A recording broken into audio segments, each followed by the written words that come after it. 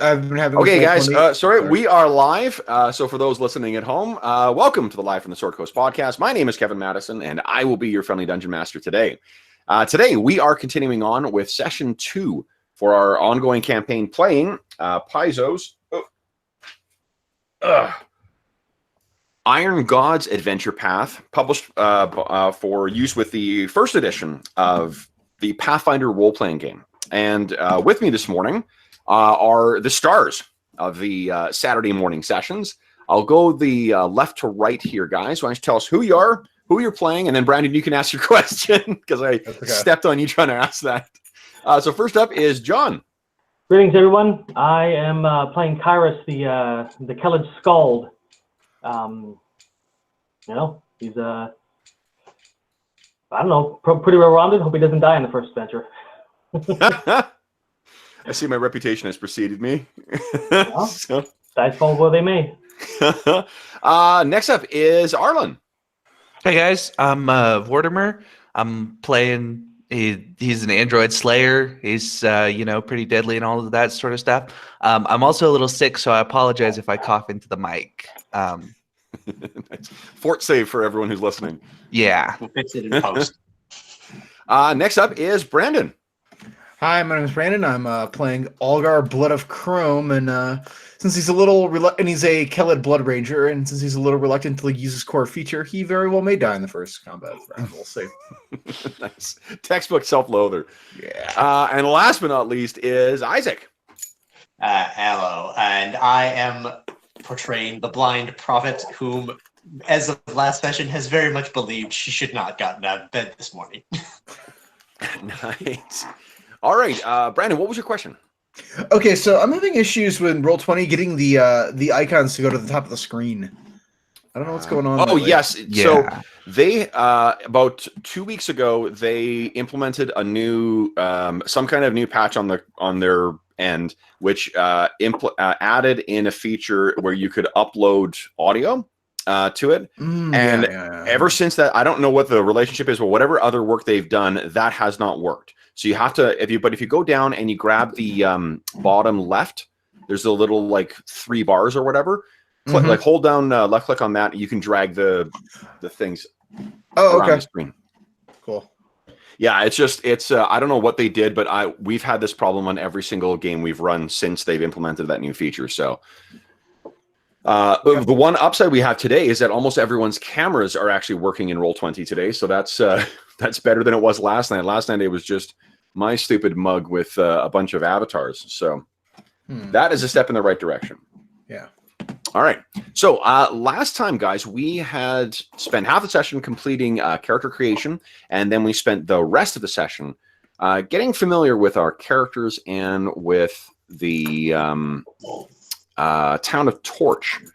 What do you guys recall about last session? Sorry, I had to disappear for a second. Mormons came to the door. Okay. Random encounter with Mormons. Yep. That was my set. If I recall correctly, I was helping Connor because I was the opening scene, and a purifier or something along those lines had burnt out essentially. So I was going to get a replacement from the junkyard, wherein I met Vortimer on the way, whom scared off some children for me. And then we got to the scrapyard, and I cannot remember his name because I left that sheet at home. Got his legs broken, and I was on the way to helping that at the Church of Three with, I believe correctly, was Kairos and Algar. Yeah, and Shaggy. Yes. The all-important. Everyone's the real hero of the campaign. Exactly. The Bison. The one who can handle all the encumbrance. Yes. Yeah. And then there was a possible. I think we ended on the note of combat. I was finding just out that there about was to kill some sabotage. Yeah. Yes. Yeah. You are seeing one of my other DM ticks, which is always ending on a cliffhanger. Yeah. So yes, we did end on a bit of a cliffhanger. We had Kairos and Algar and the BP or Prophet and Gunthar as well, bringing. I think his name is Ragnar. Is that right? Sounds right. Yeah. That's right. That's right. Yeah. Okay, up to the what do you call it? To Joram Kite, the local priest of Bry, who is the clockwork goddess, of course. Let's go to the map here and see what's going on. We found out he was treating some androids that got ambushed by Eisenbay. Yadenve. Yeah, and Edmund. Yeah. Yeah.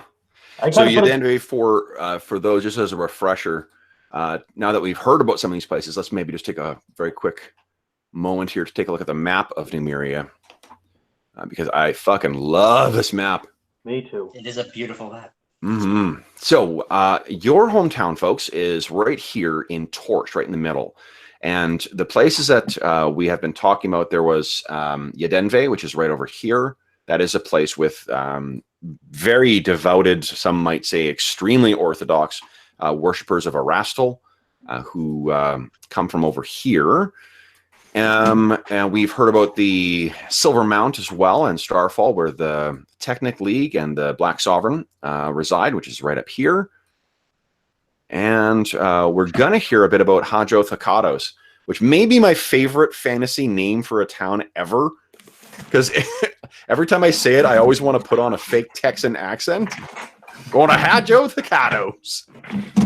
Right down here, just downriver from Torch. It's the effectively like the major, the first major trade route. So there's a constant stream of sky metal material and stuff like that that's being moved from the smiths in Torch all the way down to Hajo Thakados.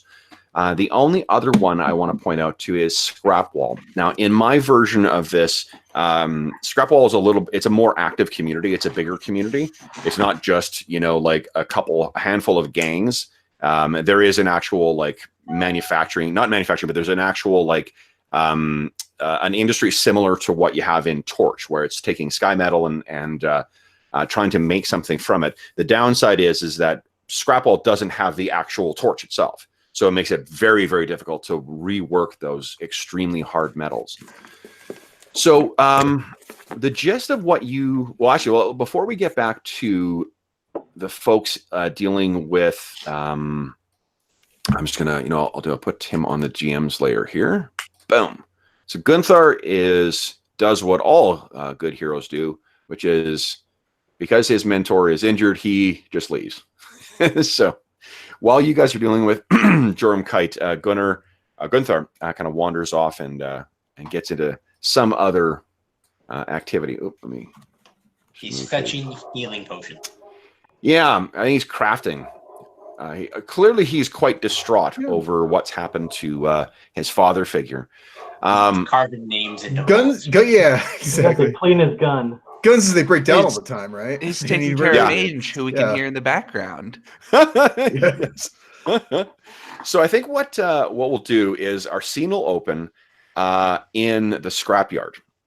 So the scrapyard itself is the way I was describing it last time is kind of like as cramped in some areas as like as like an IKEA warehouse. So there's some big wide open areas where it's easy to move through, and then there's other areas where it's really cramped and things are piled up incredibly high. What had happened last time is while everyone else was going off to take Ragnar to Joram Kite for some hopefully some healing magics. Vortimer, you stayed behind and tried to figure out what was going on, right? And you climbed up to where what had happened was that some large chunk of scavenged metal that had all the important bits or sky metal, all the important bits kind of taken out of it. It fell, somehow onto Ragnar's legs and shattering them. So you climbed up to where the thing fell from, and what you found there were some unusual like tracks or runners.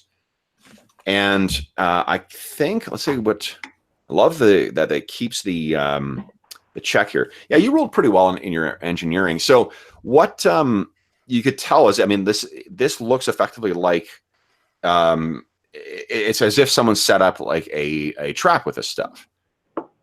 Why someone would do that is beyond you. This is, unless they had there's easier ways to kill someone in this world than, waiting for them to walk past a giant heap of metal and then hopefully dropping on them. But I think you heard something just before we left the session. Do you remember what that was? I think I heard something, if I remember, it was maybe vaguely reptilian. Yeah, and it sounded like a mixture between like a reptilian hiss and a child's giggle. Exciting and Mhm. creepy. Yeah. So you're we're going to open the scene with you on top of this heap of ruined metal. It does seem to be fairly steady because that's Ragnar and his staff know how to properly pile this stuff so people don't get injured. But you're on top there and looking around. What do you do? Is it steady enough that I wouldn't have trouble dodging if something attacked me up here? You test it and it does seem steady enough, but you also, I think, are bearing in mind that, oh fuck, if this is a trap, what else is up here? Yeah. Okay, well then I think the first thing I'm gonna hop down to stable ground at the very least, and then get my bow and an arrow out. Okay. Why don't you give me a climb check, please? Ooh, Oh no. not great. Oh, sorry, I didn't see it here. Oh 7. no, that is not. But it wasn't. You didn't turf it because I think it's only if you fail by 5 Yeah. that you fall, right? So, yeah. All right. So you're scrambling down. Oh, to check the fails by 4 or more means you make no progress. 5 or more means you fall from whatever height you attained. Okay. So you're scrambling down, and oh shit, that probably is actually enough to fail. Okay. What I'll let you do is, I think there's an opportunity to catch yourself while you're falling. So why don't we just say that we'll put it as a reflex save for now. All right. Yeah. Making Oh no, it's another climb check actually. another climb check. Yeah. That was a climb check. Yeah. So go ahead. Damn it. Oh no! All right. So what was that? like That me- wasn't a nat 1 at least. So what happens is you start going down, and then the whatever you're using as to try and find purchase on the wall, it slides out. I think all that grease I summoned had a problem. So you're falling down, and then you reach out, and you're just not able to get any grip on the wall. Fortunately, it's not that far, and you only take 1 point of damage. All right. You hit the grip.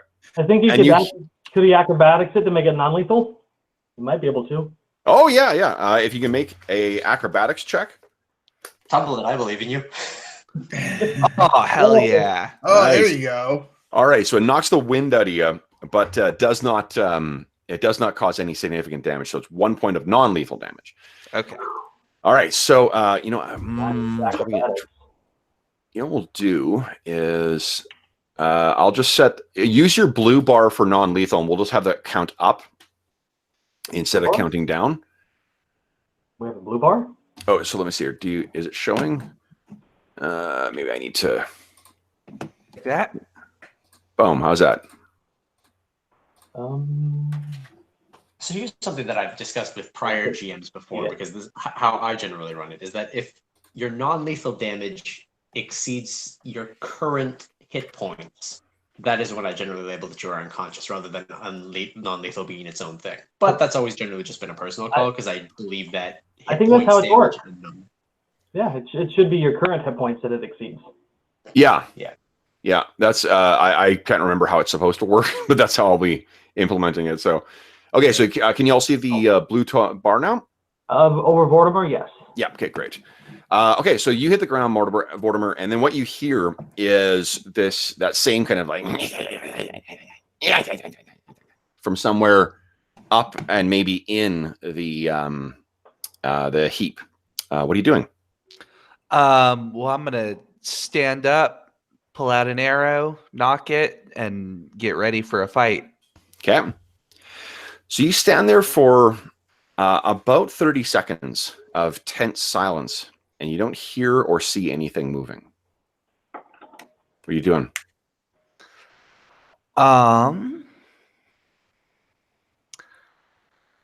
Is there sort of like a path I could go around the further into the maze, essentially? Yeah, because Okay. the way they've set these rows up is effectively to be a way you can access different, so you can access whatever's in there. It's not just a junkyard or like a garbage heap. It's supposed to be a place you can scavenge and whatnot. So you can wind your way around to the far side, keeping your eyes carefully up on the heap, and you do think that you catch a glimpse of something moving inside the one of the piles. It's only just a flash of it.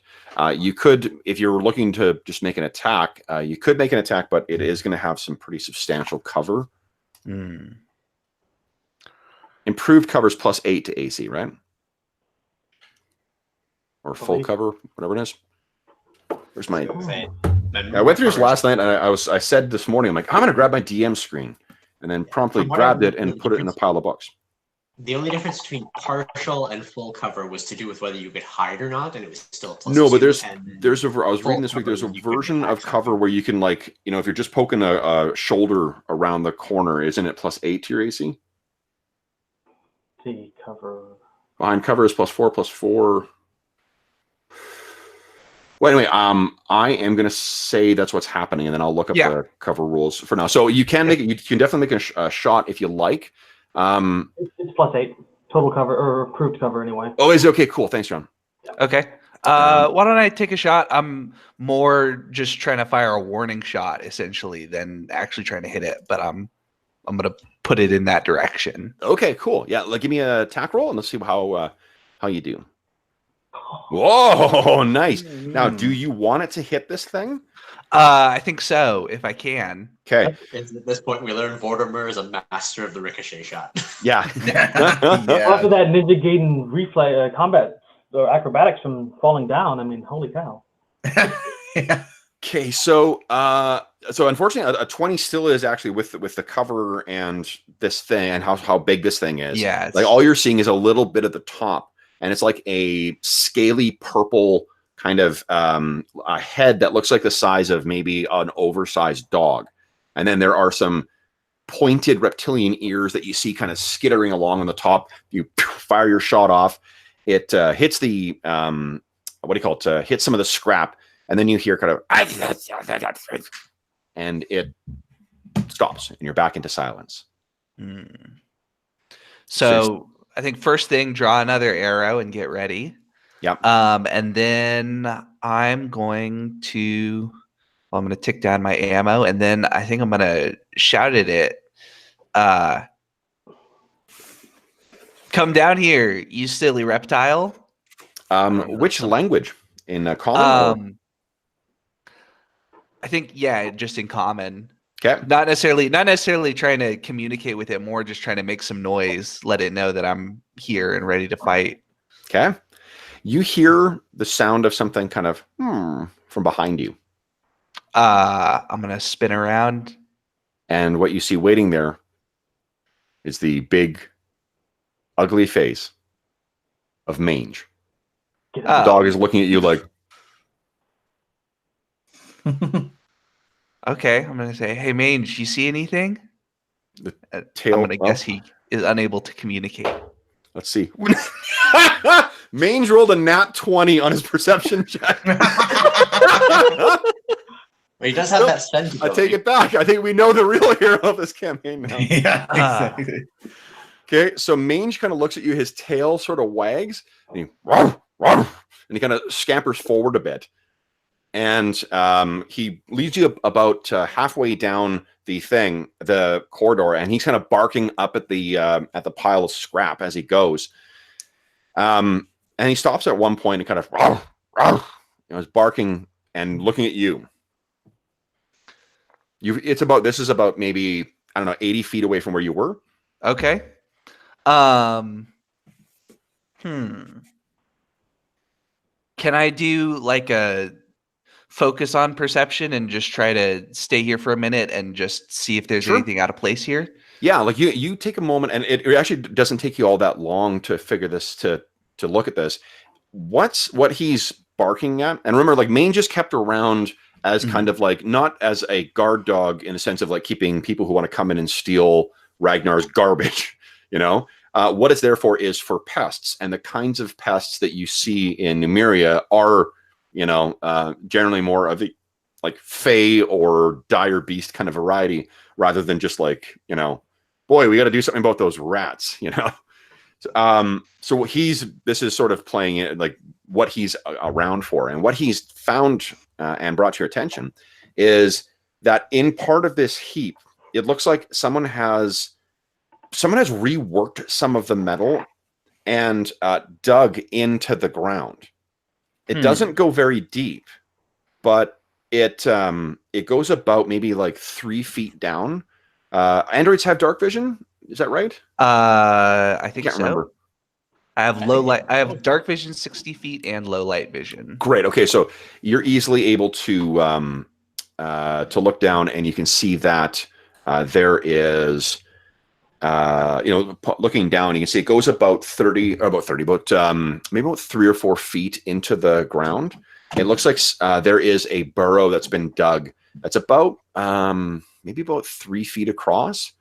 So it's effectively like a square that's been dug out underneath this, and the garbage that's in there. You're trained in engineering, right?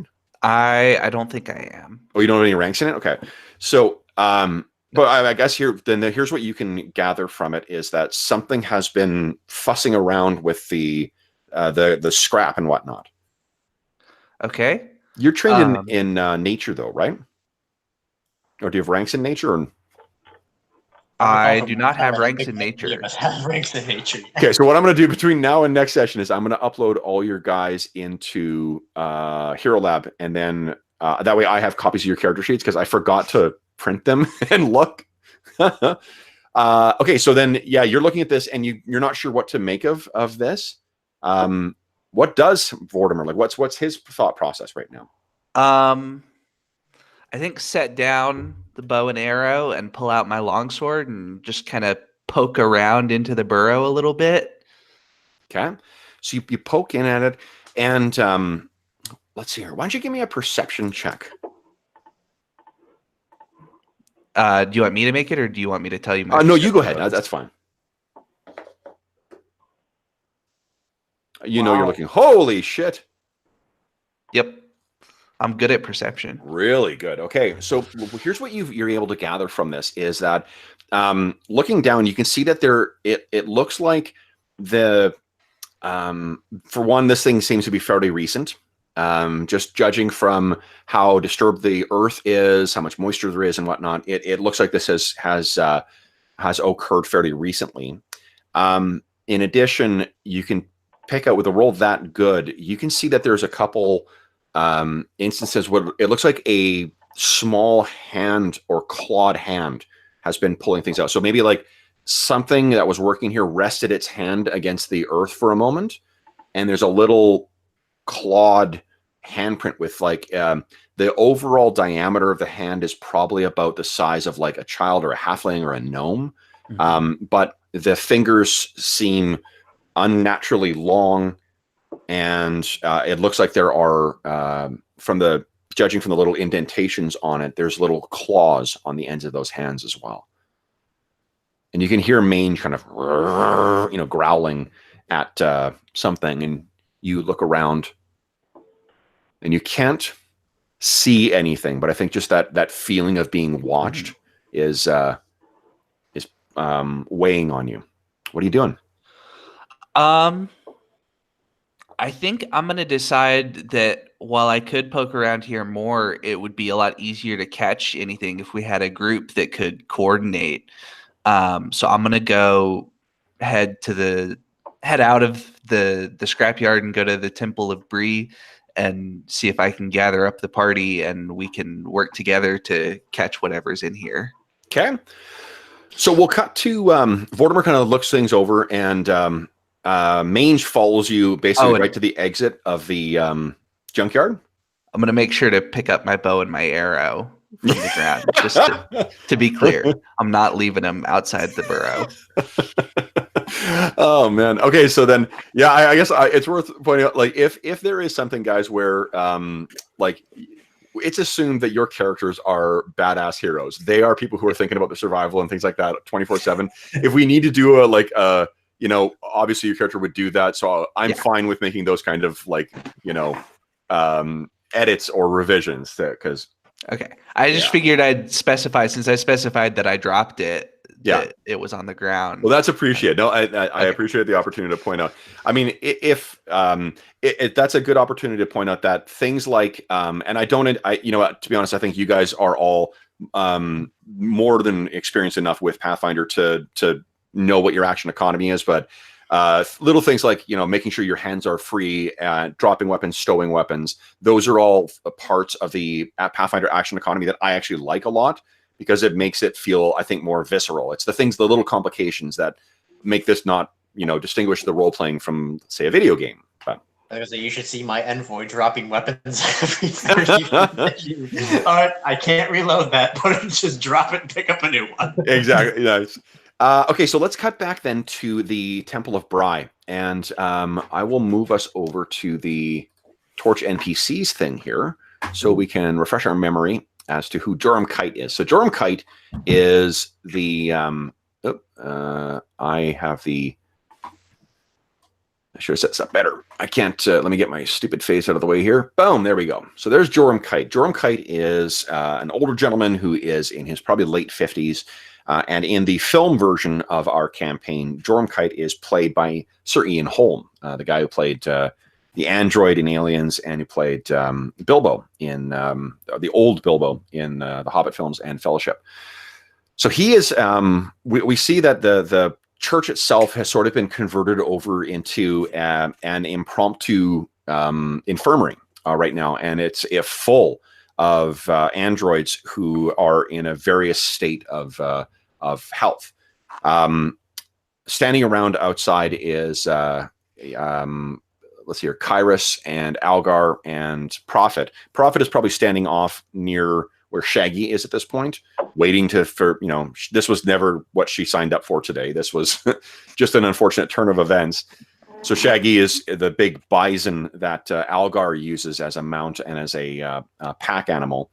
You can picture that it kind of like, shakes, and Prophet is tapping her foot, I imagine, kind of impatiently.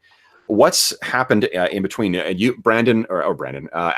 and Kyrus walk out of the temple, and you can see that Joram has installed Ragnar in there.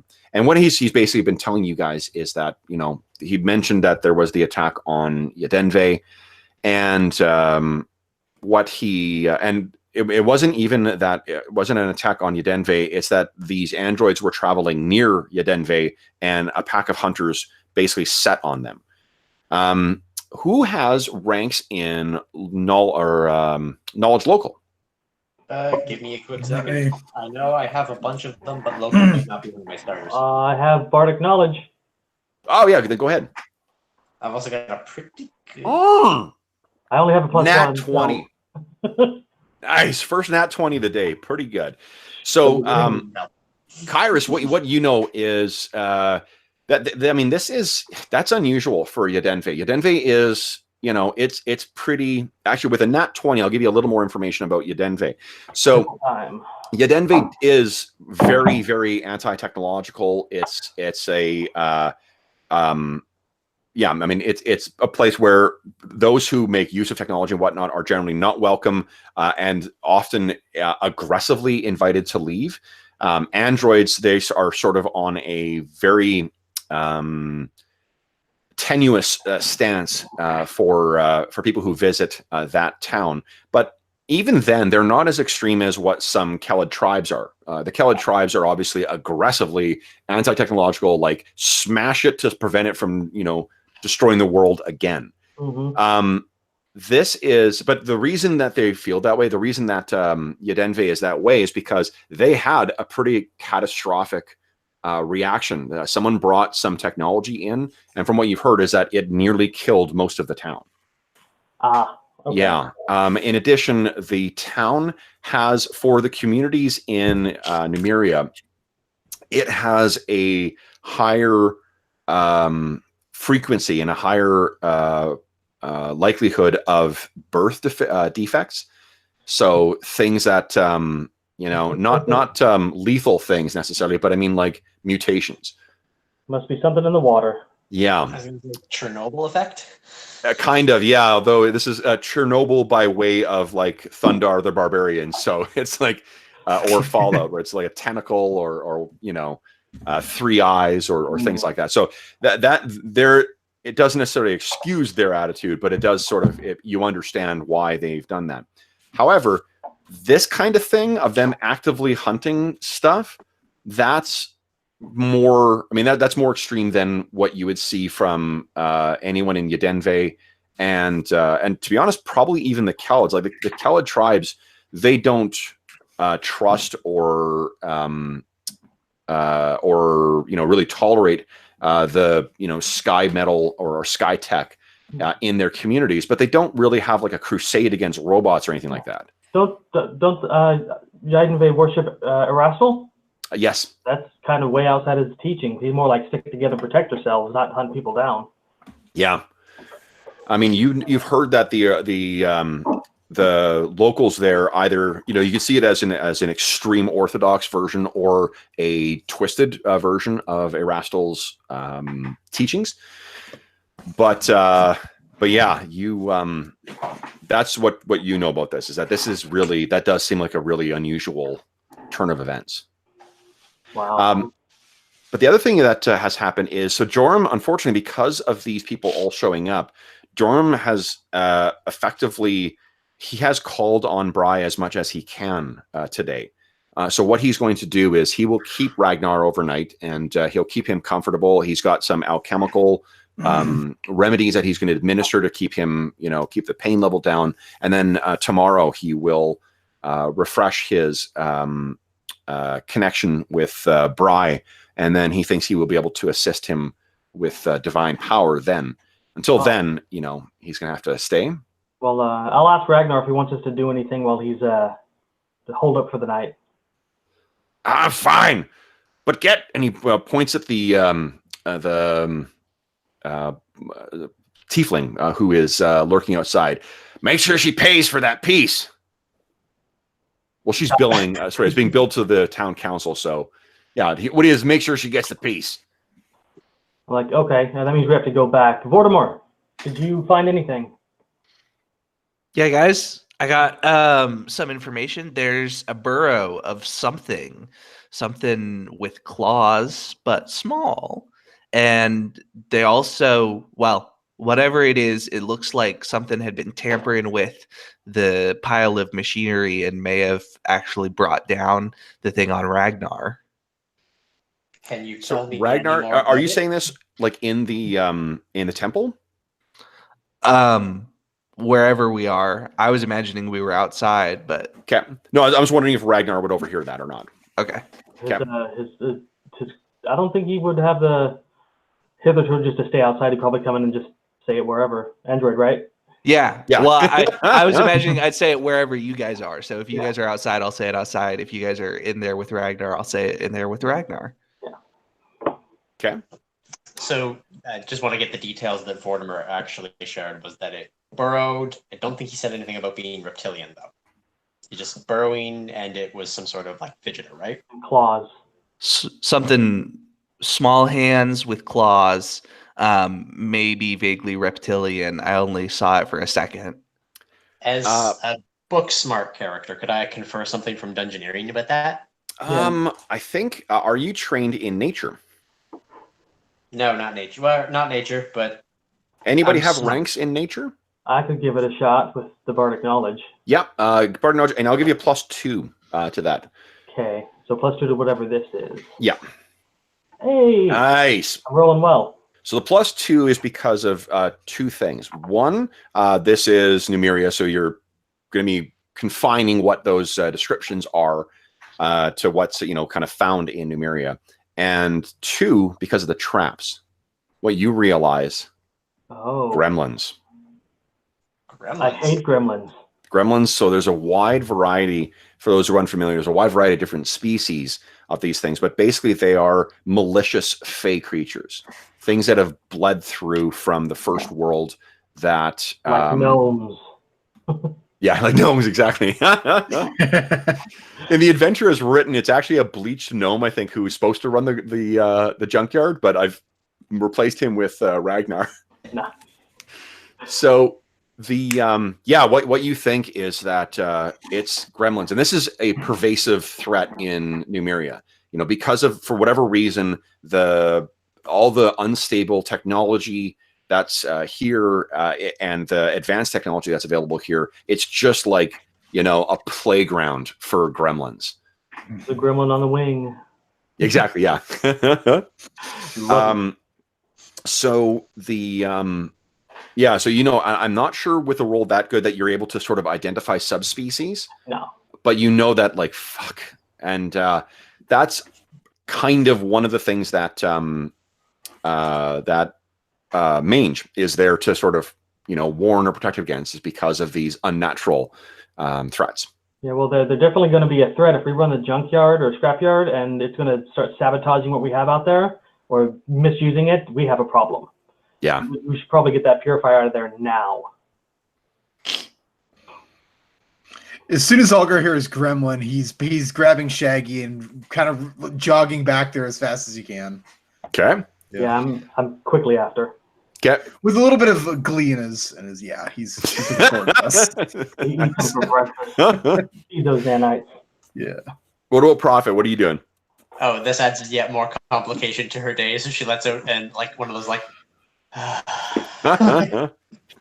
and trudges along behind, acknowledging that she has been looped into yet more nonsense for the day. Okay, so Jamie's at a conference this weekend without good internet. So Okay. that's it. Yeah. Okay. Cool. That sounds good. I mean, not good, but yeah. I'll just More experience for us. Yeah. I didn't mean to cast Arcane Mark. Oh, well, it's a cantrip. It's also not prepared for me today. Oh, I hit it by accident because it was missing a symbol. it's a very useful spell, It is. I like it. especially on a Magus. All right. So you all make your way back to the junkyard, and as you get there, you're sort of greeted by, or you hear barking off elsewhere in the junkyard, which of course is, you know, Mange. What are you guys doing? Can I make a perception check to see if I can hear scurrying or anything along those lines that might pinpoint what Mange is going for? Well, you can move over to where Mange is first. That would be a good first step. It would, but I'm blind and terrified. Yeah. I can make a perception check. Well, you guys, again, like, this is elsewhere in the graveyard, in the junkyard. Little foreshadowing there. Yeah. Wait, Gremlin or Fey, right? They are, yeah. Oh, cool. I'll cast this spell that I have prepared for today. Okay. Detect magic, because it takes a couple of rounds to kick in. Okay. So what does it look like as she casts her magic? Well, I do believe it has verbal and somatic components. Well, that I can read. What I'm looking for is the in-fiction flourish for what it looks like visually. Well, she wears a blindfold, so essentially she waves her hands, mutters a bit in Draconic, which is generally the magic language. Okay. And like from behind her blindfold, there's kind of an unnatural glow, but she's wearing it, so you can't see the extent of it. Normally, like perhaps a person's eyes would like glow blue with the ability to suddenly see in this new spectrum of magic, but she doesn't have eyes. So you see that glow from behind there. She's essentially seeing the auras of magic within where she's pointing her face. Okay. So the so we see, I guess, a bit of glow beneath the blindfold she has, and we hear her speaking. And you guys hear her speaking these things. Does anyone else speak Draconic? Nope, not me. Not up. Okay. So then you know it's gibberish to you. It just sounds like I learned most of my Gibberish and Draconic. yeah. I learned most So- of my magic in Orc, so Nice. All right. So you cast that, and yeah. All right. So what you guys are still all at sort of the entrance, apart from Algar, I think, was making his way in. I think Vortimer is going to follow behind Algar, head in towards Mange. Yeah. Okay. I'll take the rear and keep Prophet ahead of me, just so that she's not going to get jumped from behind. Okay. Is there a way around, like, so this is going through like a pathway through some of these packs. Is there a way to like kind of go around, like kind of, like, I don't know, ahead of where Mange is kind of barking, I guess? So if there's something- I think with a little bit of work, probably, yeah. Okay. I'm gonna try to do that. Okay. So what do you guys you scamper ahead a bit? I can't remember. Do Blood Ragers get the increased movement as well? I don't. Are you a little faster, or is that I don't something you gain in levels? I think it might be something gained in levels. I didn't record anything Okay.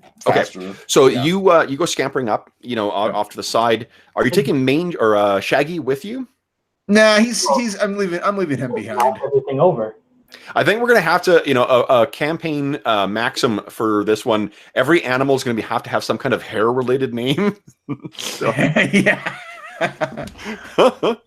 so you leave Shaggy behind, and you go scampering off. The Vortimer, you're moving your way forward. Kyrus, you're staying behind as Prophet, and Prophet, you are kind of looking around, looking with your blind eyes for any source of magic.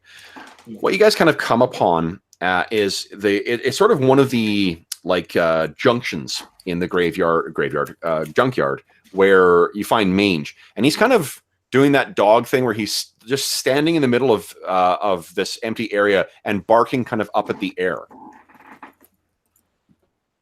So as you come around the side, you can picture that Algar, you're coming at this from kind of an oblique angle, and you can see he's not really barking at one specific thing. It's like he's pissed at something out there that he can't detect, and it's arr, arr, arr, arr, arr, arr. Can I yell, "Come and meet your death, little one"? So yeah, you absolutely can. And Mange kind of looks over and sees you there, and his tail wags and kind of barks at you. I wave to Mange. I think I'm gonna double up on the Not you. detective magic and look around as well. Okay. So I think what is the perception bonus for Kyrus and for Prophet? I have a I've got +4. 2. +4 +2, okay. Prophet, you will be the purple die. Okay. So Kyrus and Prophet, you guys are trying to keep an eye out for and in Prophet's case, you're keeping 2 eyes out for any sense, any sort of unnatural aura. And there's probably, I'm trying to think, does anyone have any magic items on them? I don't think so, right? No, not generally at level I 1. don't believe so. Let's No. double check. No. I Okay. might have an alchemical item, but that's just acid. Yeah. In all technicality, I have a bonded item, which, lets me cast additional spells. It's technically only masterwork, but it is connected to me and my magic. Sure. So, I mean, apart from that faint divination aura that you're seeing on Prophet's, what is your bonded item? Ring. Oh, ring. Okay, cool. So, apart But from one that, thing I couldn't you lose. guys, you can't pick up any other sense. There's nothing else that is seemingly picked up. I mean, I'm trying to determine whether you would know that Mange is a polymorph red dragon, but probably not. Yes, So- Yeah, we that would. would be an aura of transmutation. The powerful one is that. Okay. So, yeah. So you're not able to tell what it is he's barking at. What are you guys gonna do? No, but I do know he's got a powerful aura of transmutation, and I keep that to myself. Well, I give up on the spell and I just heft out my long spear and just start poking around the nearby piles or something. Yeah. Sure. So this goes on for a bit of time. Vortimer, I imagine that you're going to show them where the, you know, that I'm burrow gonna was. point out the burrow, and then probably also point out the spot where the slide was sort of made that actually hit Ragnar. Yeah. Is anyone else? Does anyone else have ranks in engineering? I do. Yes. Yeah. Okay. So if you guys inspect that, then it's exact. He's absolutely right. Someone has crafted a crude, like deadfall trap, and that's what caused Ragnar's injuries. That annoys me greatly. With your, what was your roll on nature? Didn't you roll on that 20, or was that on your local check? For me, that was a local check for 20. Right. My nature was 16, it looks like. 16. Okay. Okay. Plus 2. So, yeah. So, I mean, the long and the short of it is that after, even if you spend an hour poking around here, you're unfortunately not able to find any other sense of these things. And that's consistent with, Kairos, with your experience with gremlins, is they are infuriatingly secretive. They're notorious. They're like a tick trying to get out, right? Like it's so hard to trap the little fuckers and get them out and of whatever they've gotten themselves into. But it's definitely a problem. Anybody want to jump down the hole? No, but what can everybody tell me about gremlins? Like, what can I like? What I've told you so far, that's the extent of what he's able to share. Okay. Yeah, unless I know the subspecies, I can't give you more information. I know, is it basic knowledge for Fae that cold iron they don't like? You would probably know that, yeah. Yeah. I'm going to stab them with my spear then. Okay, so after that hour, it does seem like it's a fruitless thing. Throughout the whole time, Mange is still barking. What are you guys going to do? We need to get that purifier over. Okay. So you guys spend much of the afternoon kind of getting that big piece. You move it over, and Vortimer, are you helping everyone as well, or are you? I think Vortimer is going to stay in the scrapyard and just kind of keep roving around, searching for anything. Expectation being they can handle the purifier, and Vortimer is tireless, so he can just walk around and look for gremlins. Yeah. Excellent. So it has taken precisely 2 sessions to split the party. Well, we split the party last time. Yeah, that's true. We did, yeah. All right. So you spend the time kind of roving around, and while you can feel, or at least you think you can feel someone watching you, you're not able to, nothing is further found apart from Mange's constant barking, mind you, and he's sort of following you around too, like at the edge of the distance, like you'll walk all the way down one corridor and he'll kind of keep barking and barking, and then you'll move into another one. He'll move himself so we can still see you, but get no closer and keep barking. Yeah. Have we seen Mange display similar behavior? It's what he displays when there's something there. Okay. Yeah. I guess we know the torchlight flickers occasionally, don't we? Does he do that before that? No, I don't think you've noticed that. Yeah, the surge that comes with the torch, that's something unrelated to his. Animals do weird stuff on when things happen. So I was wondering. No, it's a good question. I mean, with the whole thing of sensing thunderstorms and earthquakes and stuff like that. Yeah. Although he did roll a nat 20 on his perception, so maybe he will have some information about that. Okay, so then you guys we'll pick up with you guys bringing the purifier over to Crowfoot Palace. And Connor seems to be, kind of sitting down eating a snack. And as a reminder, too, Connor looks like... did I do a handout of him? I did not. Hugo Weaving, right? It's Hugo Weaving. That's right. Yeah. Because of... Not Liam Neeson. Yeah, in the pilot, he was cast by Liam Neeson, but in light of unfortunate comments... Oh man. Okay, so is there any? This is a non sequitur. Is there any film where him and Kevin Spacey are in together? Liam Neeson or Hugo Weaving? Liam Neeson and Kevin Spacey. I don't think. Yeah. Cinematic equivalent of the. There isn't Oh, now. That's for sure. Oh God! So yes, he's played by Hugo Weaving in this version. So he's sitting down and eating, his sort of like late afternoon snack. He looks over and he says, "Prophet, it took you long enough. What was the Yeah, distraction?" Everything and the kitchen sink. Gremlins, I grumble real low. He gets a look of concern. Gremlins. Yeah, they dropped Yeah, I was wondering if a you could metal tell me plate on anything about Ragnar's legs.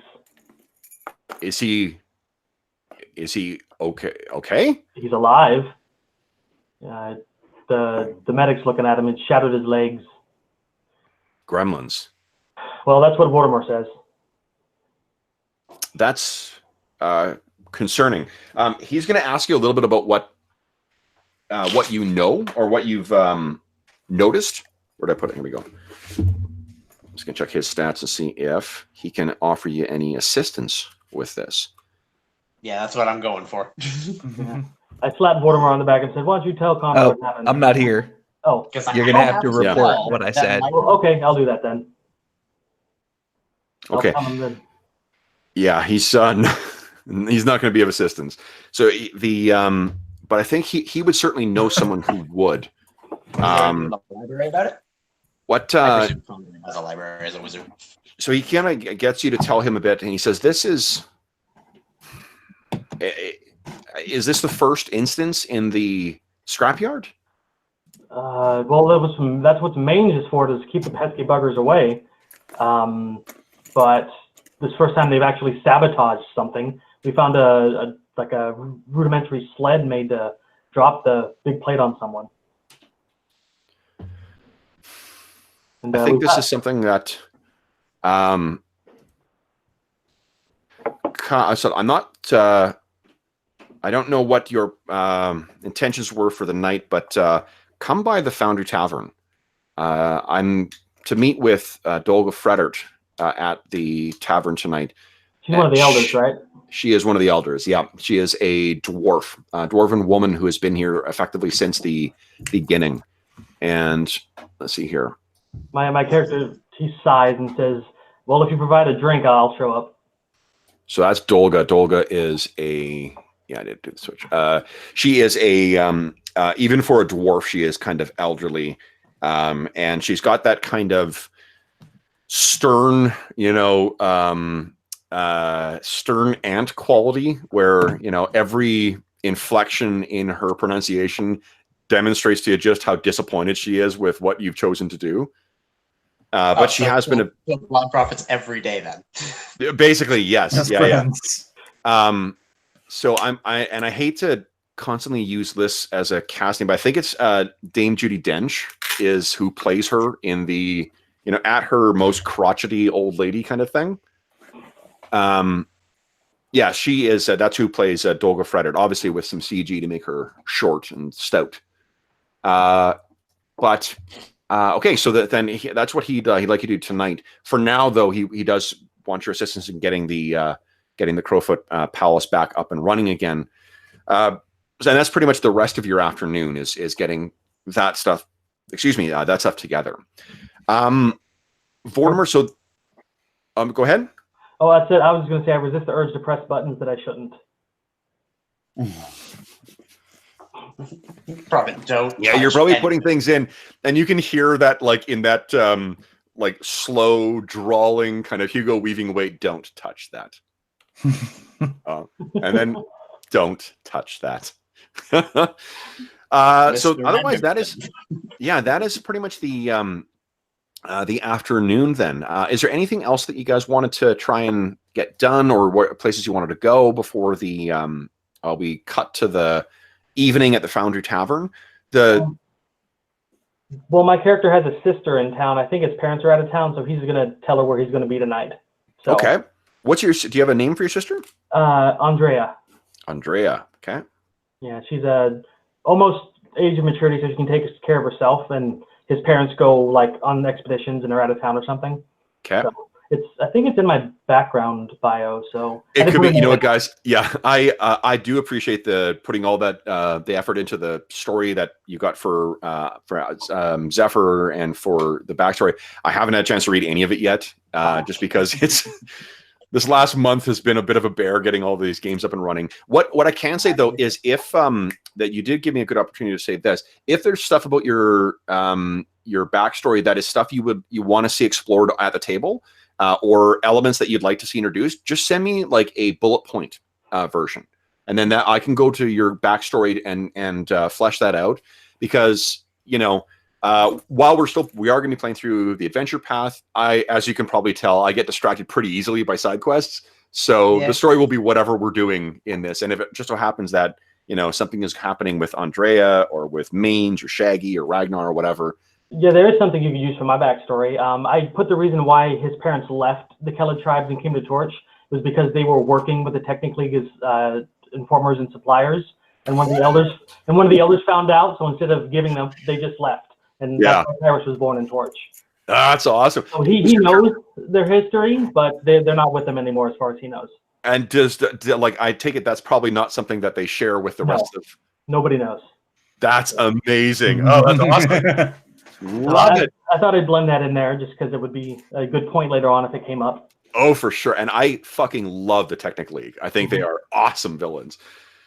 Okay. So he's not cool with the idea, but what can you change about it? Yeah. So. Oh, and I also, Isaac, you would ask about what sort of XP track that we're going to use. I think we're going to use the slow. If it turns out that is just too tedious, but what I want to be able to do is to be able to give you guys XP without being like, all right, now we're at the next level. The few times that I've run 5th ed, I've really hated how fast people have gone up because it just, the nature of these class-based games and level-based games that you are a different person by the time you hit from 1st to 5, and I wanted to be able to have some time for us to be able to actually savor the way the characters are at different levels and make it more of a gradual progression. So I approve. I agree. Nice.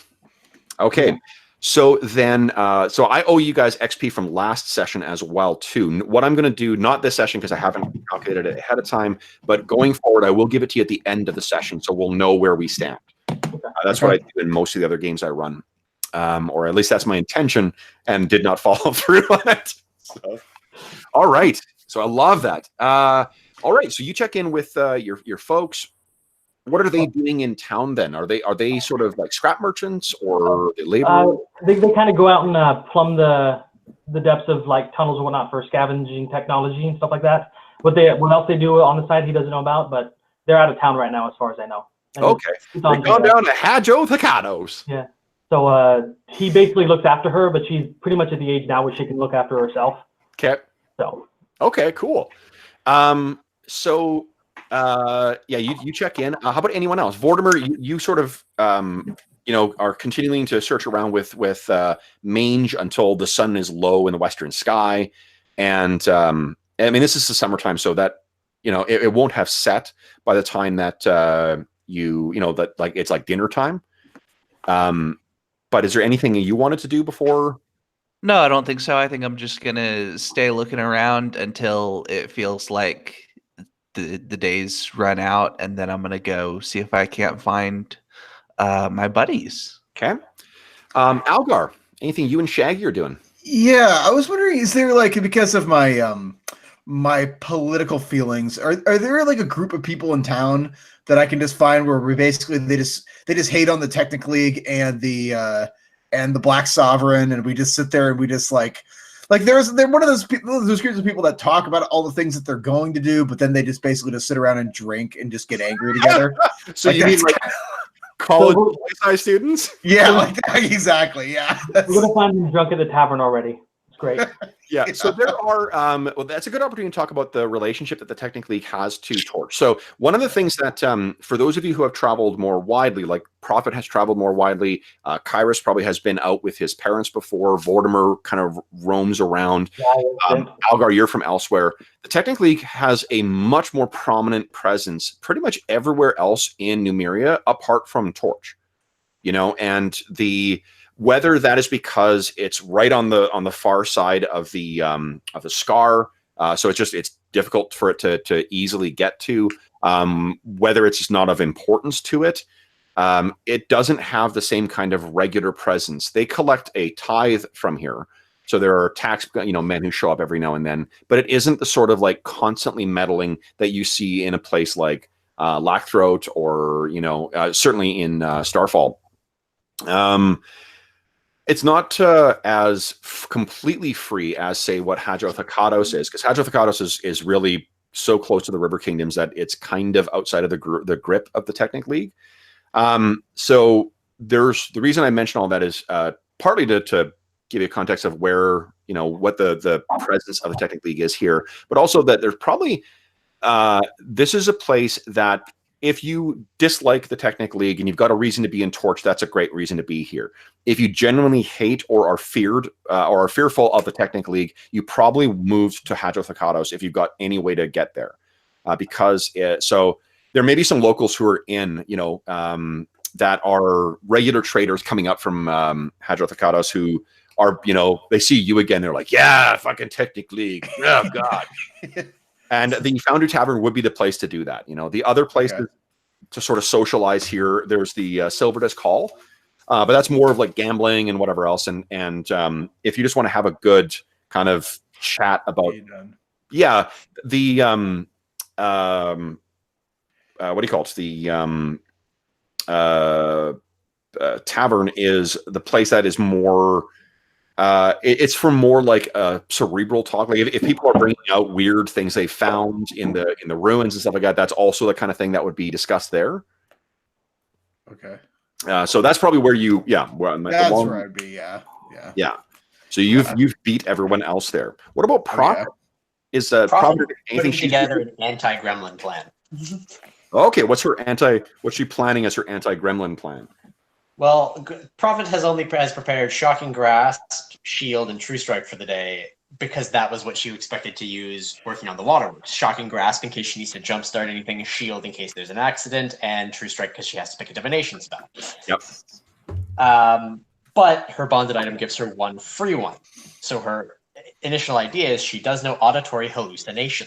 So she's trying to figure out everything she can about gremlins for something that she could illusory lure one out in order to deal with. So she's trying to research as much as she can about, like, are they solitary? Because she can only hallucinate one. Do they have any sort of a caste system? Like, anything she can to make this potentially work. Okay. So I like the library rules out of Ultimate Intrigue quite a bit. I think they're pretty cool. And I'm trying to think of what library there might be available here for you to try and find that information, because you don't have any ranks in nature yourself, right? Or knowledge nature? Nope. I got a +4 because I'm really smart. And that's great. But again, it's kind of like you could be terribly clever and an amazing programmer, but if you don't have access to the proprietary code, it's sort of like spinning your wheels. But what you can do is, where is my copy of Ultimate Intrigue? Where are you? Oh, here we go. I think that there might be something you might be able to find in Connor's collection. So let's. Yeah, that was what I was figuring. Yeah, sure. So we'll spend your time kind of wandering blindly, but hopefully with some purpose in the library. Mm-hmm. So I think, describe for me how you're going to kind of, like, what kind of books you're looking at.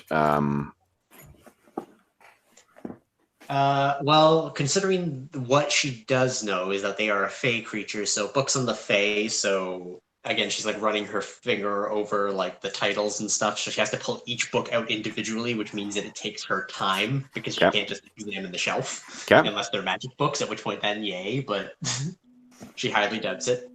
So she's got to examine anything about Fae, nature. I imagine, considering that Torch is Torch and has so much Technic stuff around, that there's likely a lot of that stuff that might be useful, considering that they are meddlers as far as she knows. So anything that fits one way or the other, and as she finds some information that leads her to a different standard research stuff. Oh, they apparently eat this. Maybe books on that might be helpful. That kind of deal. Why don't you give me a knowledge arcana check, please? Ooh, okay. Yeah, because I think there's probably some treatises. Oh no! Oh no! You rolling that one? Yeah. There's the blind spot she missed. Okay, so basically your day is spent where you're reading all this stuff, and the rest of the afternoon, and you think you've gained, like, this is terrific stuff. It's weird, like it's a little. This seems like inconsistent. You know, you didn't realize that gremlins were so inbred and so prone to mutation. This book seems to describe them as a lot bigger than what you picture as well too. So that's like, holy shit! There's this enormous thing that's lurking out there, and there may be whole families of these things. You also like, holy shit! There is tons of these things that seem to be lurking in Varisia. You know, in the foothills and mountains of Varisia, and you're like, my God, like this is, holy shit! This is a much bigger threat than what we, can expect. They may want to steal people and breed with them. And it's not until, unfortunately, the end of the day that you finally close the thing and you run your hand over it and you're like, ogres. I've been reading about ogres, not gremlins. So it's unfortunately a wasted afternoon of research. Just throw books on the floor, get mad. Yeah.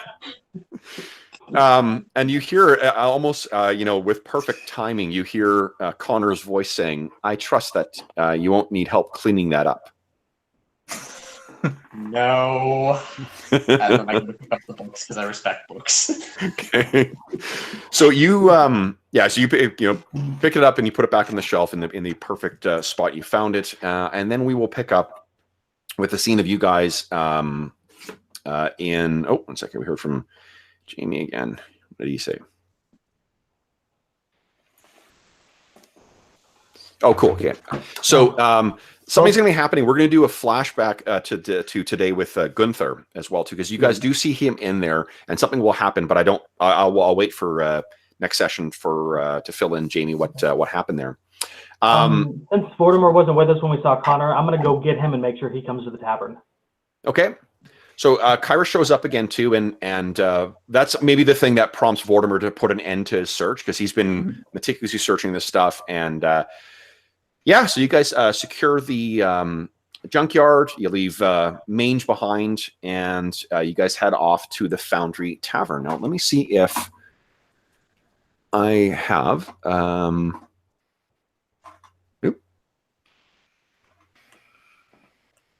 I'm just going to see if I've got the dynamic lighting set up. I did. Look at that. Somebody has prepped beforehand. So do I just get to see nothing from the dynamic lighting? Sorry, what's that? He gets nothing from the dynamic lighting. No. I love decoats in my reveals, so I would not necessarily read anything into the fact that I was testing that, but it might mean something. Who knows? I was gonna say, I think the last time I did a blind character using dynamic lighting, I set their vision radius to like 10 feet, so that essentially they got just barely around themselves, so they knew when they were hitting a wall, but that was all. Granted, I've got like different forms of detection on this character that can see out 30 to 60 feet, so... We did that recently in our Astonishing Swordsmen and Sorcerers of Hyperborea game, because one of the guys had cast a spell. I can't remember what it was, Vampiric Touch or Shocking Grasp or something like that. And the spell description had that it had a slight glow. So basically we gave the token about like 2 feet of dim light around him. Mm-hmm. So it was great, because if you move the character away from the rest of the party, there was just this tiny little glow around him.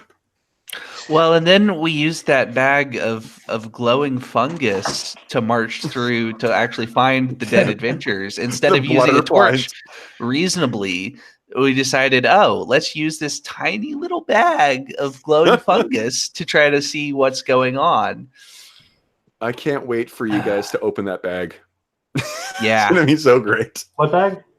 It's a bag of... Gotcha, the other game. Yeah, other game. It's basically there's a monster called a blutterfly, which is basically like carnivorous fungus, and they wisely, took a bag and just basically trapped a bunch of them into the bag. So they've got this glowing sack, but it's full of like, effectively like angry horseflies. So, yeah. No. All right. Okay, so let's just because I think it's a pretty cool looking map, let's move over to the Foundry Tavern. Ooh. All right. So here we are, guys. So this is the tavern itself is fairly active, and I mean it's got kind of a college pub kind of feel to it. It's probably the people who are, you know, less inclined towards like you know, pounding back drinks or gambling or whatever. Those people would probably go to the Silver Disc Hall. This is more of a, like, you know, the educated locals hanging out and talking, or the ones who are just curious about you know, stories about New Miriah and whatnot.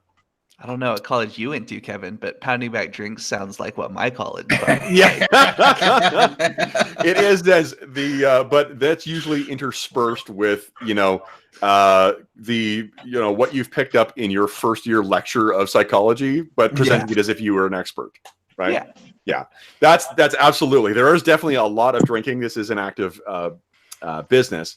I'm not going to bother adding any other tokens in there, but you can picture that they're, you know, that the tavern is quite busy. What you see is there is someone who walks in. Why don't you all just give me a D6 roll, please? I just want to see if anyone knows who this dude is as well.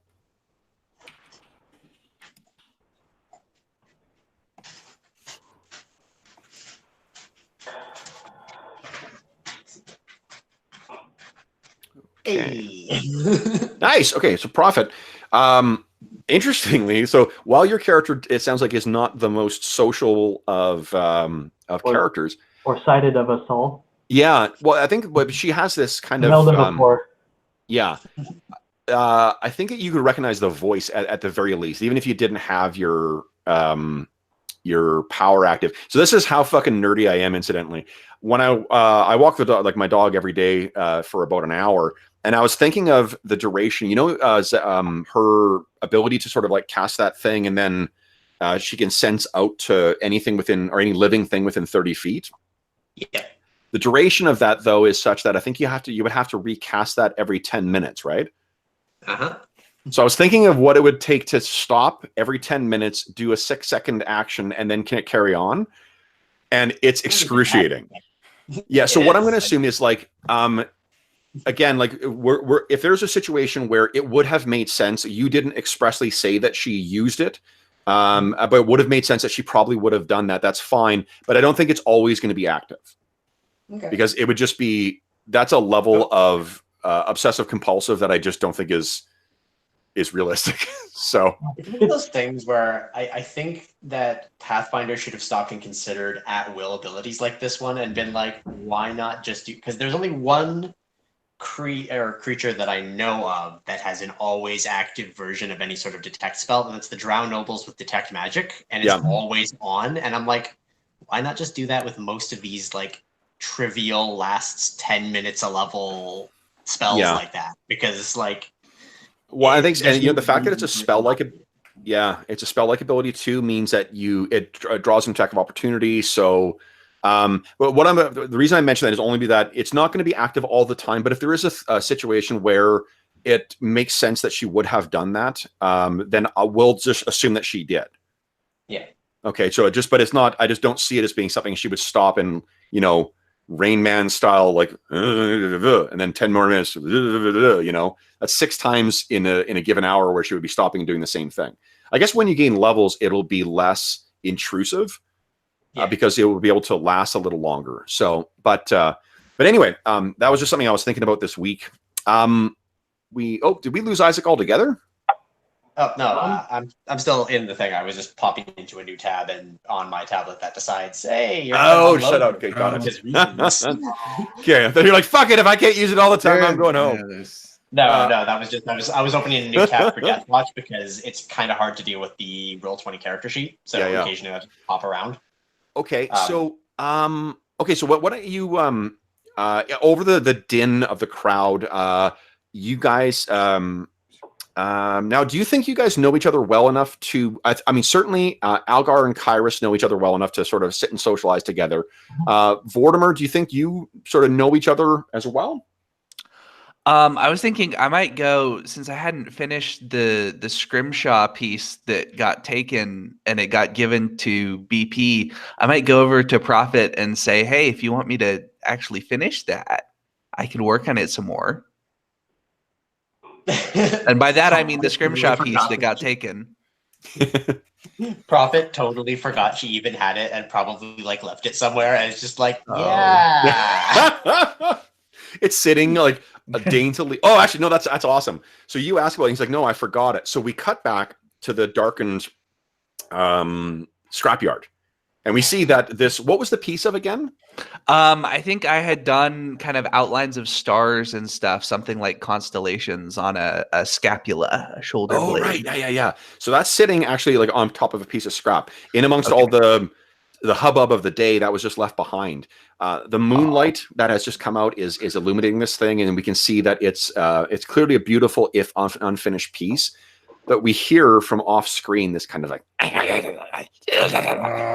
and this hand grabs the thing and it disappears. And then we cut back to the tavern. Yeah, The gremlin's now Mortimer shivering. looks kind of down in a particularly androidy way for somebody who doesn't really express emotion. It's a sort of strange thing, but he says, "Oh, Deploying okay. deep sigh emote." Yeah." Cyborg puppy eyes. Starting my routine to attempt to make Prophet feel bad for losing my piece of art. She has a charisma of 6. I don't think she's capable of feeling bad. Deploying guilt subroutine. Okay, so so you but Prophet, what you hear as you what do you call it? As you're talking to him, you hear someone else's voice that you actually recognize, and I did not make this, so I'm just gonna have to switch you guys over for a second here. Boom. And down there, you see there's a guy named Daryl Sonder. Oh, he looks shady as hell. He is shady as hell, but he is someone you recognize his voice, and it's someone that you know. And I think so. Here's what you know about Daryl, Prophet, is, and you can fill in how you sort of would have come to know this guy, but he definitely he travels back and forth as a caravan guard / laborer between Torch and Hadro Thakatos. He is a resident of Torch, and he's got a sweetheart here as well too, the daughter of the local smith, or one of the local smiths. And he has maybe if you were trying to get information from some other town, he might be able to smuggle that to you.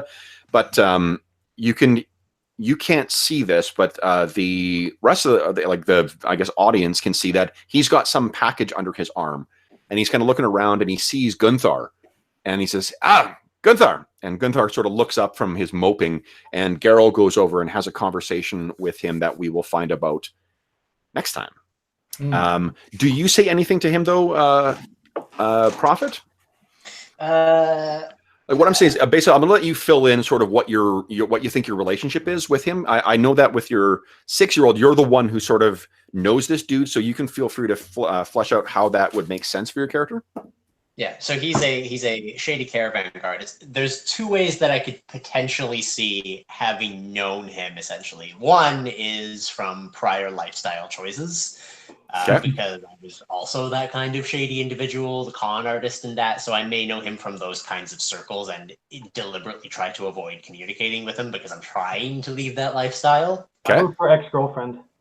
Alternately, I met him on my drifting journey into New Miriah and kind of got to see how he operated and know that he's a little bit shady. Mm-hmm. And he's the kind of person that the Prophet is avoiding talking to because for the same reason that she has profession gambler and is good at it, but knows if she goes back to it, she has not improved as a person. I love that. Yeah. So when he was younger, when you first, it would have been when you first came here, because he's not that, like, he's only in his late 20s. And I think you said you've been here for about 10 years, right? About 8. About 8 years.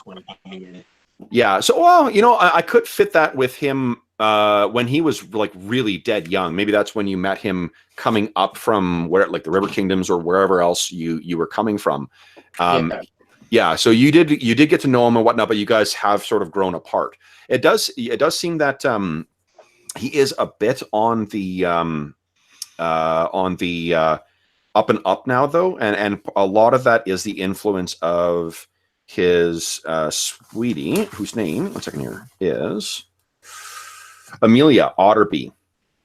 She is the daughter of Basluni Otterby, who is basically like think of like a what do you call it? A like union organizer. So a person who is sort of like the labor organizer for the local smiths and stuff like that. They're not organizing against like a corporate interest or anything like that. It's the one who sort of like they know they need to have an organization that takes care of people, like people who get injured in the course of the activities. They take care of their families, and Baslundi Otterby is the one who is sort of she's the spokesperson for that. She's also a counselor, and Amelia is his daughter, or is her daughter, and it seems that Geralt and her have been a bit of an item. So yeah. So you've seen him more often now, I think, in town now that he's got he's trying to sort of build something with her. Yeah. But that's great. So listen, we're at our hour and a half mark. Why don't we take our quick break right now, guys? Do a bio break, refresh our beverages, and then we'll come back and see what happens in the Foundry Tavern. All right. See you in a minute. Okay. Excellent.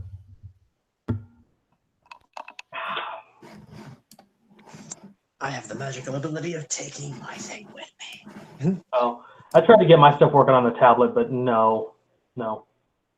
Yeah, no, I wouldn't recommend it. I'm only doing it because my computer burnt to the ground not that long ago. That's the only reason I do it too. So I got me a nice beefy one over here that I put together.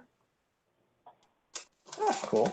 Well, 16 gigs of RAM and 8 video RAM, so I can play some stuff. Man, I wish I could play some stuff. League of Yeah. Legends just updated one of my favorite champions. Oh, nice. I play other things. Those kind of games aren't for me. I'm more of a Skyrim, Fallout, Mass Effect, BioWare game kind of guy. Ditto, but that doesn't mean I don't enjoy a good game of League every now and again. Only with friends. For me, that's more of a social thing. Yeah. If the game's competitive, I'm like, no, I'll pass. I I don't like like- the story and lore behind a lot of the characters. It's not like I don't like being competitive. It's just I can get competitive. Yeah. My YouTube channel has a little bit of that. Oh, that's nice. And I'm not proud of it. Yeah, this is my only appearance on YouTube is this game. So I have a channel, but everybody does who signs up for YouTube. This is great. So what do you think of that character journal I wrote? I have not read it yet. Because I think that, as I mentioned, I do the same thing in my Starfinder game. Oh, And okay. I write it in the form of like, because I'm playing an envoy and I'm the captain of the ship. So I've written it as like captain's log, stardate this one. That's cool. But I'm not that kind of a captain. So it's just like a very casually written, like I'm a rock star type journal. Nice. Like, I did this awesome thing today. Okay. Yeah, mine's more of like a narrative as far as from his perspective. So I use like the first person, or did I use first person? No. I'm still deciding whether the first or third person. But I think it's going to be first person because I can't get in the other players' heads. So perfectly fine.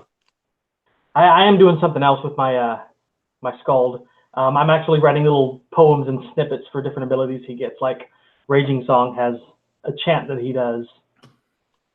So when he gets a masterpiece, he's going to have something he says too. It's going to be great. My bet is I'm looking forward to reading it at the end of the journey, because then I also get that like nice nostalgia bit of all those things we did. Okay. Because I do the same thing with my own journals. Yeah, I'm mostly trying to make sure I don't miss anything that's blatantly obvious. I'm taking notes over here, so. I take notes too. I'm sad that I left my note page behind when I came here for the week. I'm liking Vortimer. Yeah, I'm liking him too. He's kind of a strange character. That acrobatics was sweet. Yeah. Fail climb, fall climb, acrobatics land. Great. Okay, yeah, that was great. I actually did not know that you could use acrobatics to convert it to non-lethal. So Only the first 10 feet of falling if you make it. So. okay, that's awesome. This is again one of the reasons I'm loving playing with people who know Pathfinder better than me, because I'm actually learning it better for my other games. That it's not convert to non-lethal. It's like negate the damage entirely, and for how high your check is, it's like that many tens of feet. So it gets pretty cool. high to completely negate stuff. But yeah, negating like just 10 feet is nothing. Yeah, I think. Yeah. I think I might have got that mixed up with some of the Unchained rules as well, because some of it treats it like 10 foot shorter. Some of it like if you still have 10 feet left, you'll take non-lethal. You reminded me of another thing that you guys suggested. So I took a look at and actually used the background skills option from Unchained in my other game, in the one I ran. It was fucking great. It did not unbalance things whatsoever. So you may have an opportunity to get some more skill points in a future session here, guys. Well, that's cool. I love the background skill points, and the social feats every even level I told you about. Those change things a lot. Yeah, I was the concern I had was potentially overwhelming the players with just too much information, right? Like it's a lot to sort through. Yeah, like for you guys, I wasn't. I'm not concerned because you, for the most part, have experience with it, or you guys are working with. And Arlen's grinning like, yes, my extensive experience with extensive. Yeah, just take additional traits and stuff. Yeah, no, I front loaded all the work on Vortimer so that I don't have to read anything anymore. Yeah, and that's the thing. But the upside to look at it, or the other way to look at it, is that it's just a variety. Like it just gives you more options of what you can potentially do with your character, and you don't need to bring everything to bear. You can just pick some cool shit and use that over and over. Yeah, the best thing about starting low level with Pathfinder is you grow as your character grows, so you're not overwhelmed unless you're trying to get too far ahead of yourself. And that's precisely why I wanted to use the slow things, because I want to, like in other games, I've had an argument with other players about whether, like, if someone misses some sessions, should they get XP for it?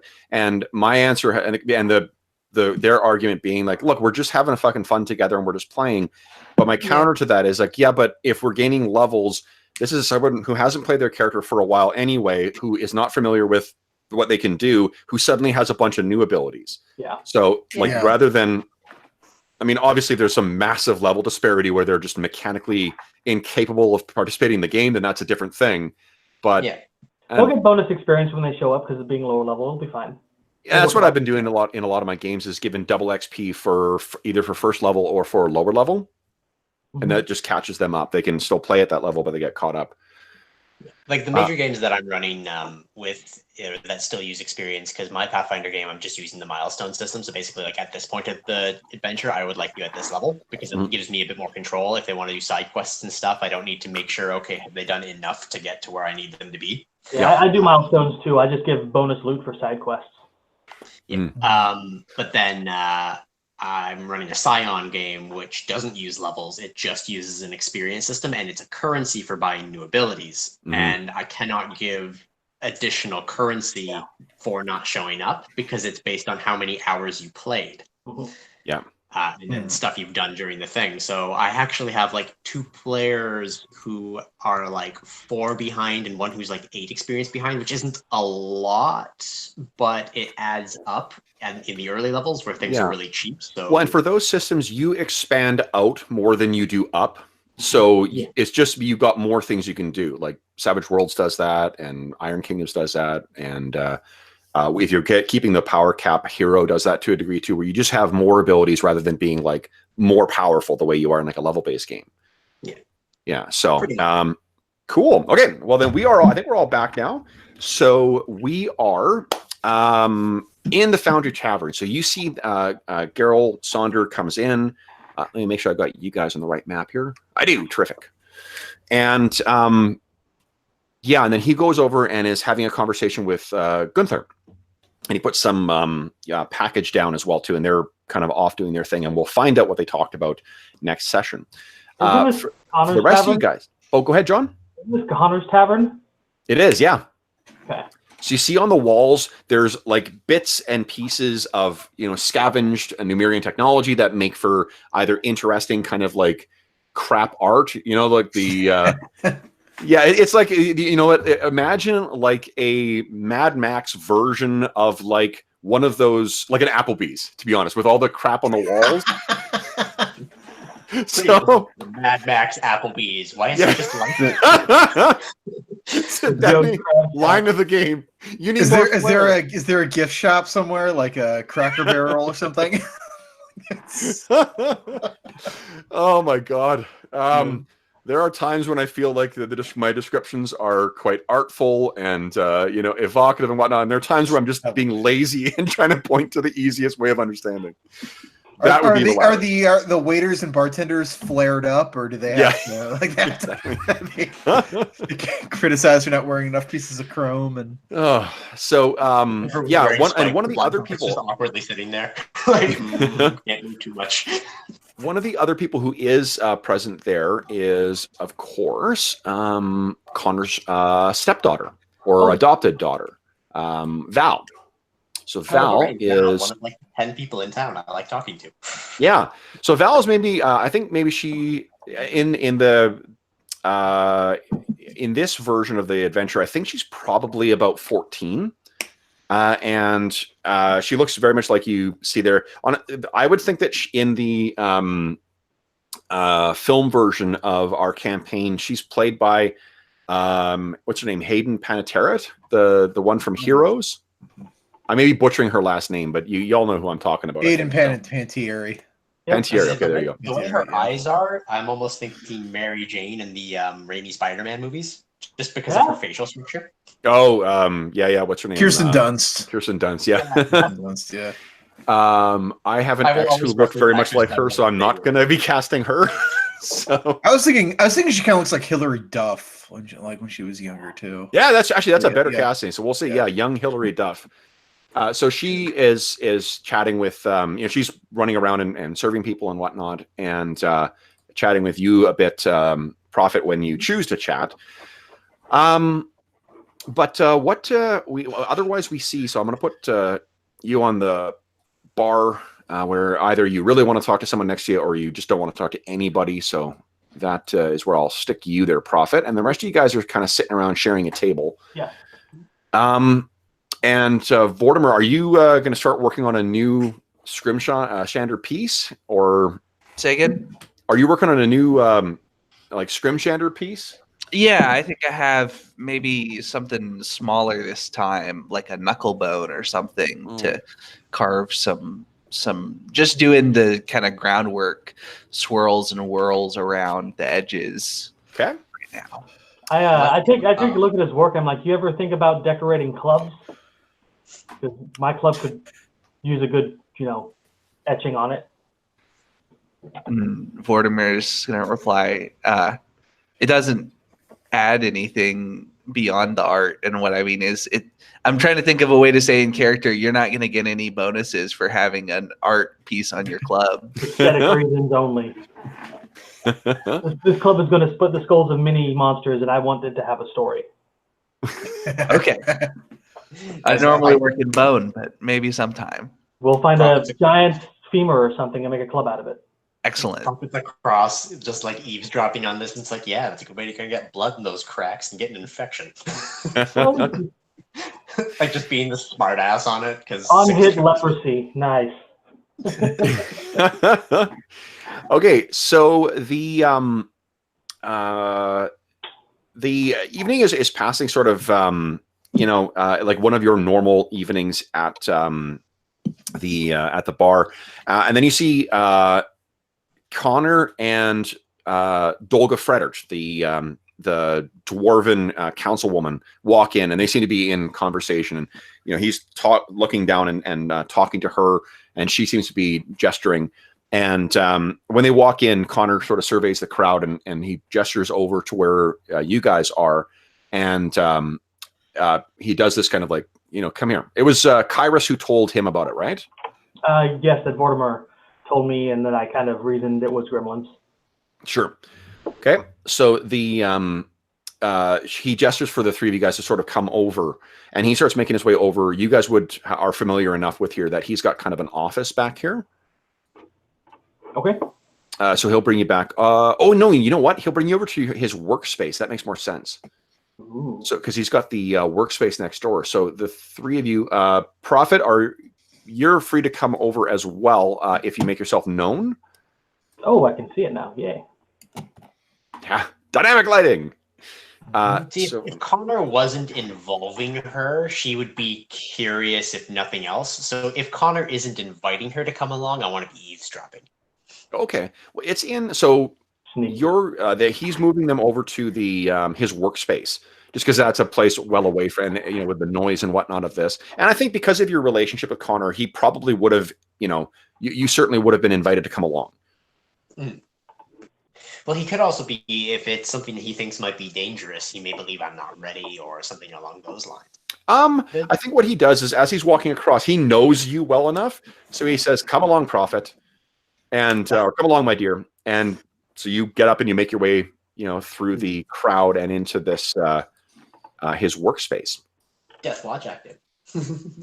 So as you guys are, you go in there and I'm trying to think. I think that you guys have heard of Frederick before too, but I think you sort of have at best tried to avoid her because of her sort of reputation as a no nonsense. She's someone who can, talk down a hardened sky metal smith.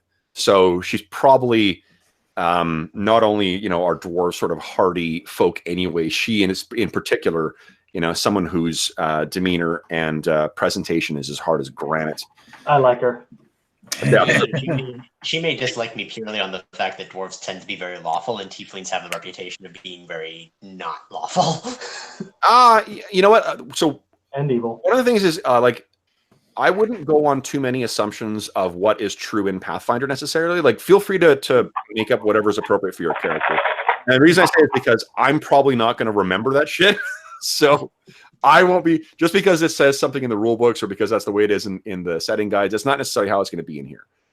So if what it is, I agree that the way you presented your character, you're sort of a outsider trying to do, a ne'er-do-well who's trying to be on the narrow path now.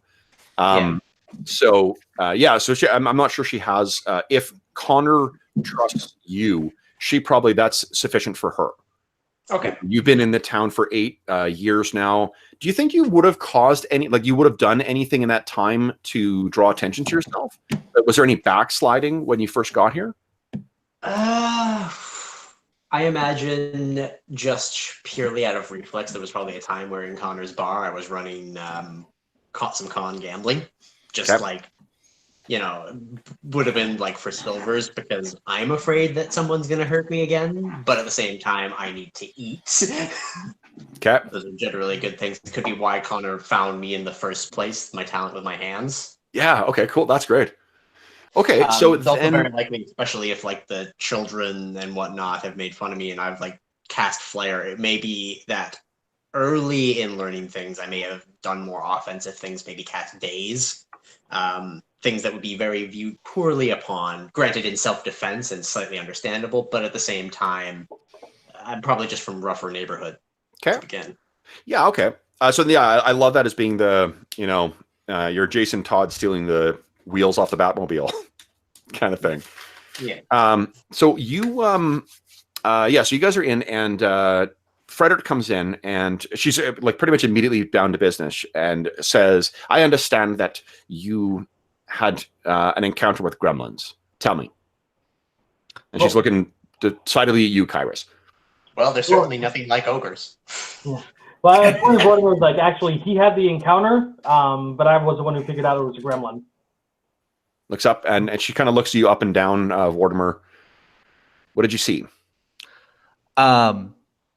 I saw just a flash of something sort of reptilian, fired an arrow at it, but I didn't hit it. But I found a burrow. When you say reptilian, what do you mean? What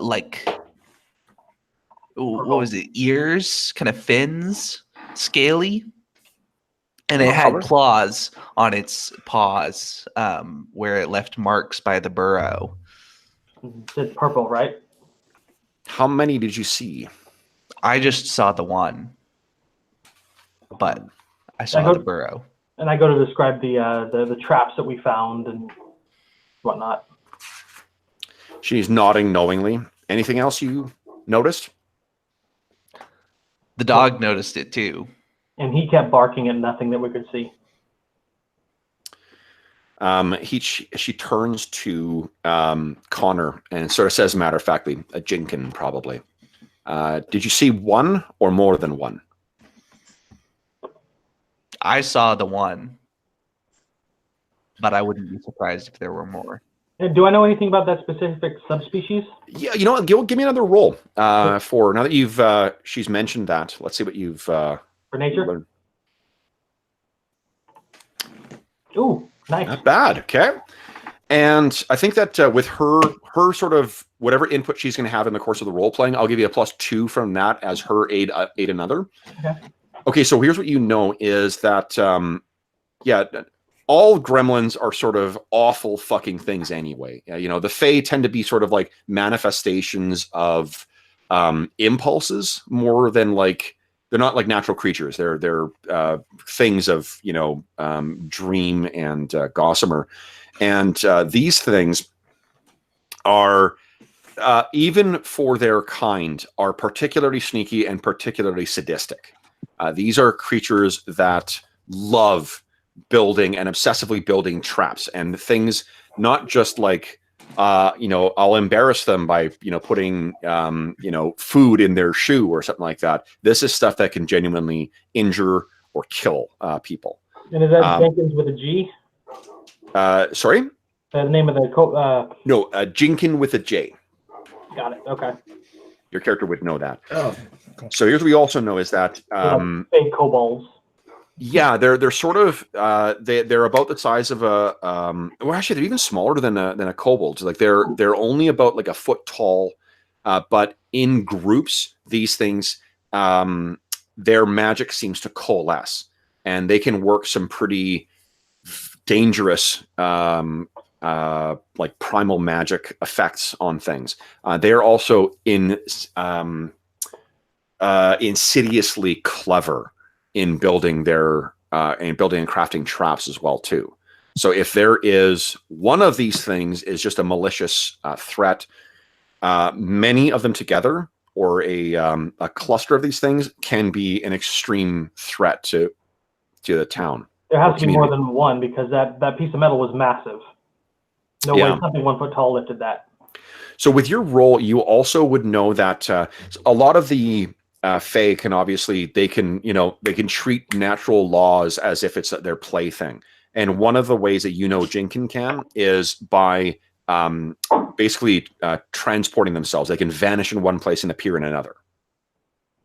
Well, that's not cool.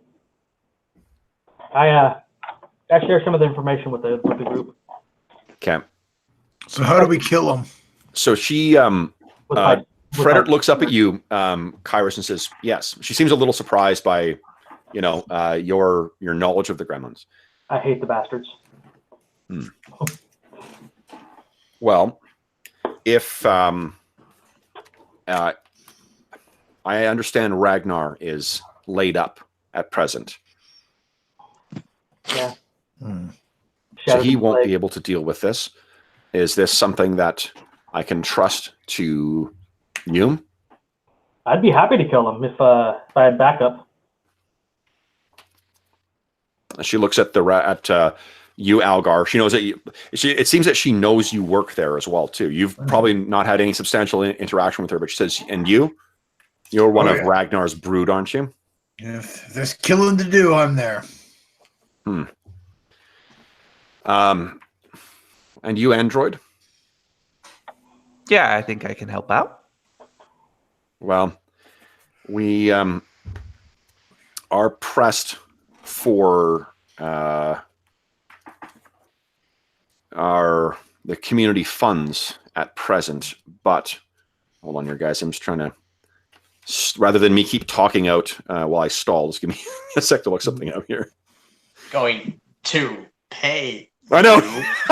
Like I do that in every fucking game I run.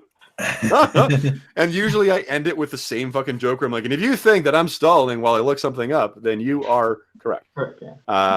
Okay, so I'm more motivated by like these things hurt my friends than money. Yeah. Well, and that's she looks at you and she says, it's an admirable trait. And you do your mentor credit. I'll take credit. As far as not money, just like store credit. And she looks and she says, she kind of like just a flash of like one of the corners of her mouth kind of goes up for a second as if she's, and then goes back to that stone-faced look, her braids, tight behind her head.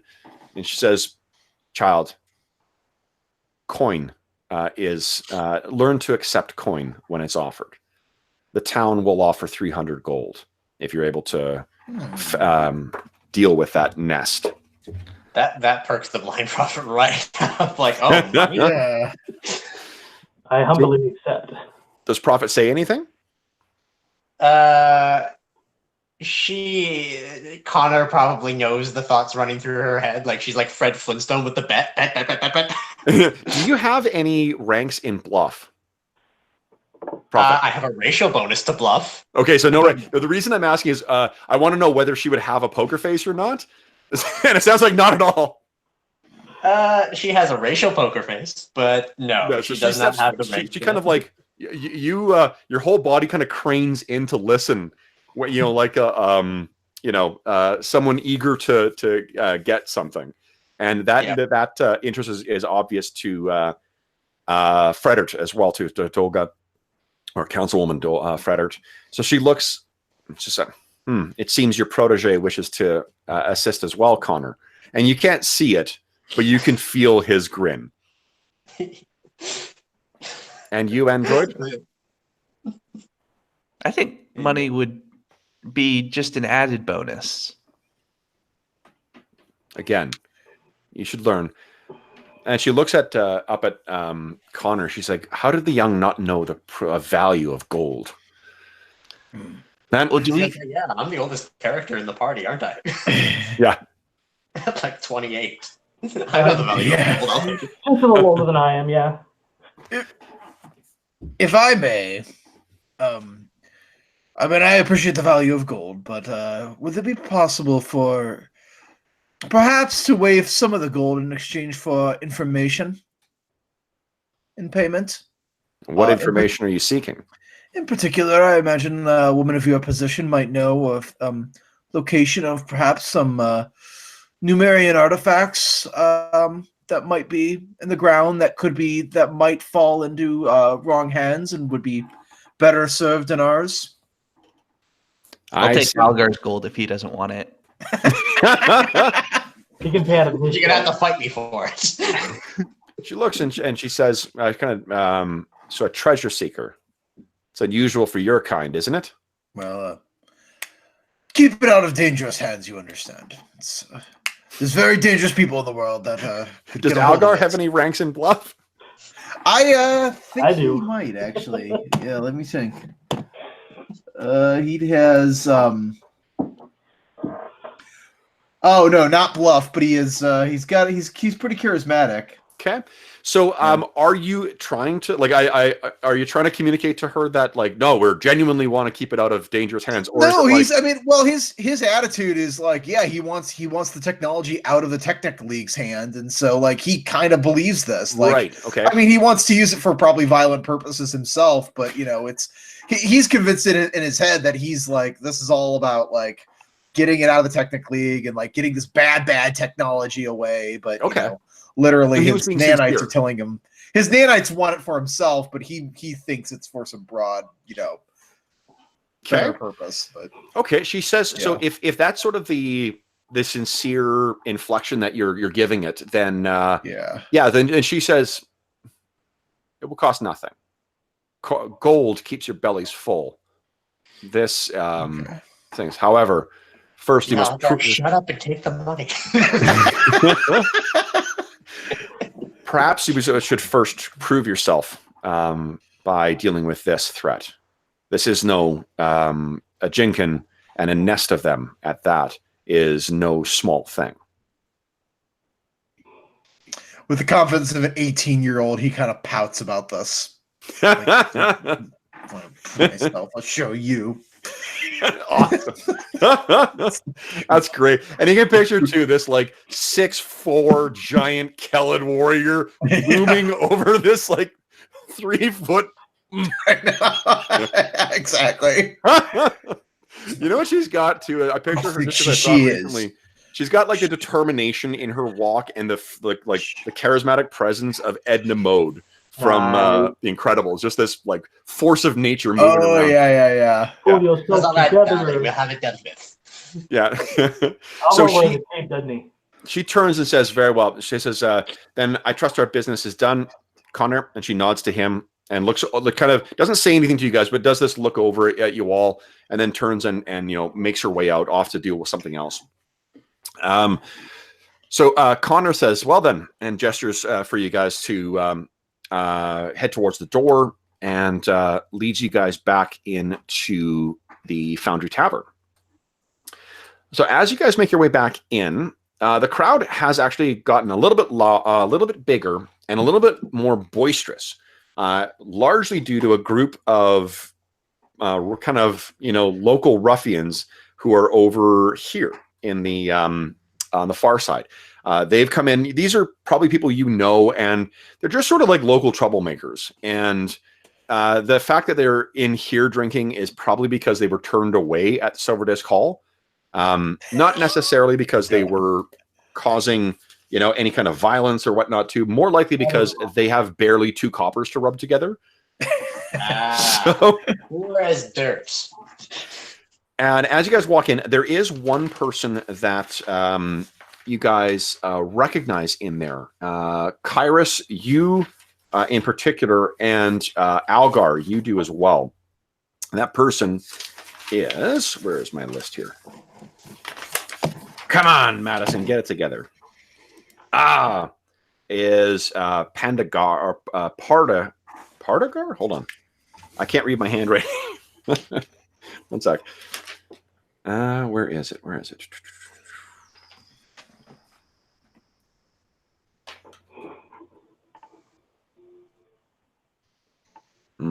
Sorry, give me 1 sec here, guys. Talk amongst yourselves. What is it you guys are drinking? What is your poison of choice? Well, my character is fairly close with Ragnar, so anything strong and burns going down. Okay. I also say if we're going after Jenkins, you need cold iron weapons because they're fey. Nice. Yep.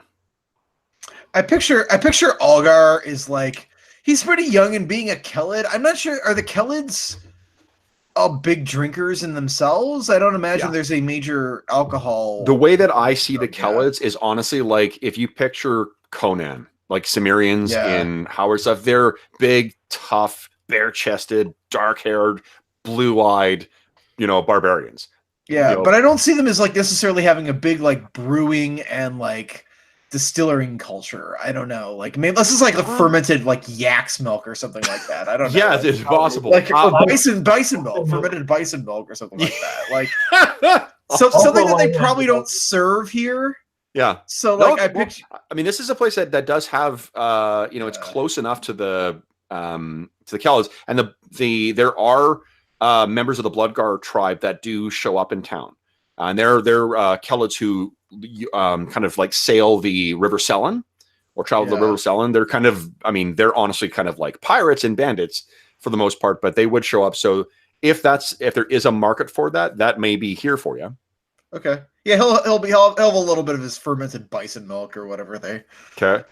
Plus, you're an expat, effectively from the Kelids as well. So, like most expats, you may be like even more Kelid than Kelid.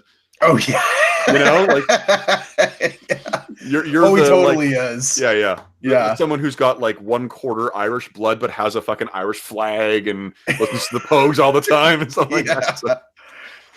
So you are so you're drinking your fermented max. So what about Prophet? What is she her beverage choice?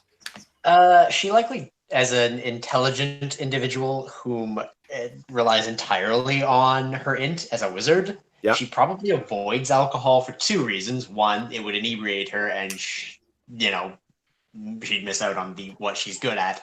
And secondly is that she's blind, and that will affect her sense of balance, and Sure. she really needs that to get around. So she probably gave up drinking when she lost her eyes after she had decided to drink enough for the pain to go away.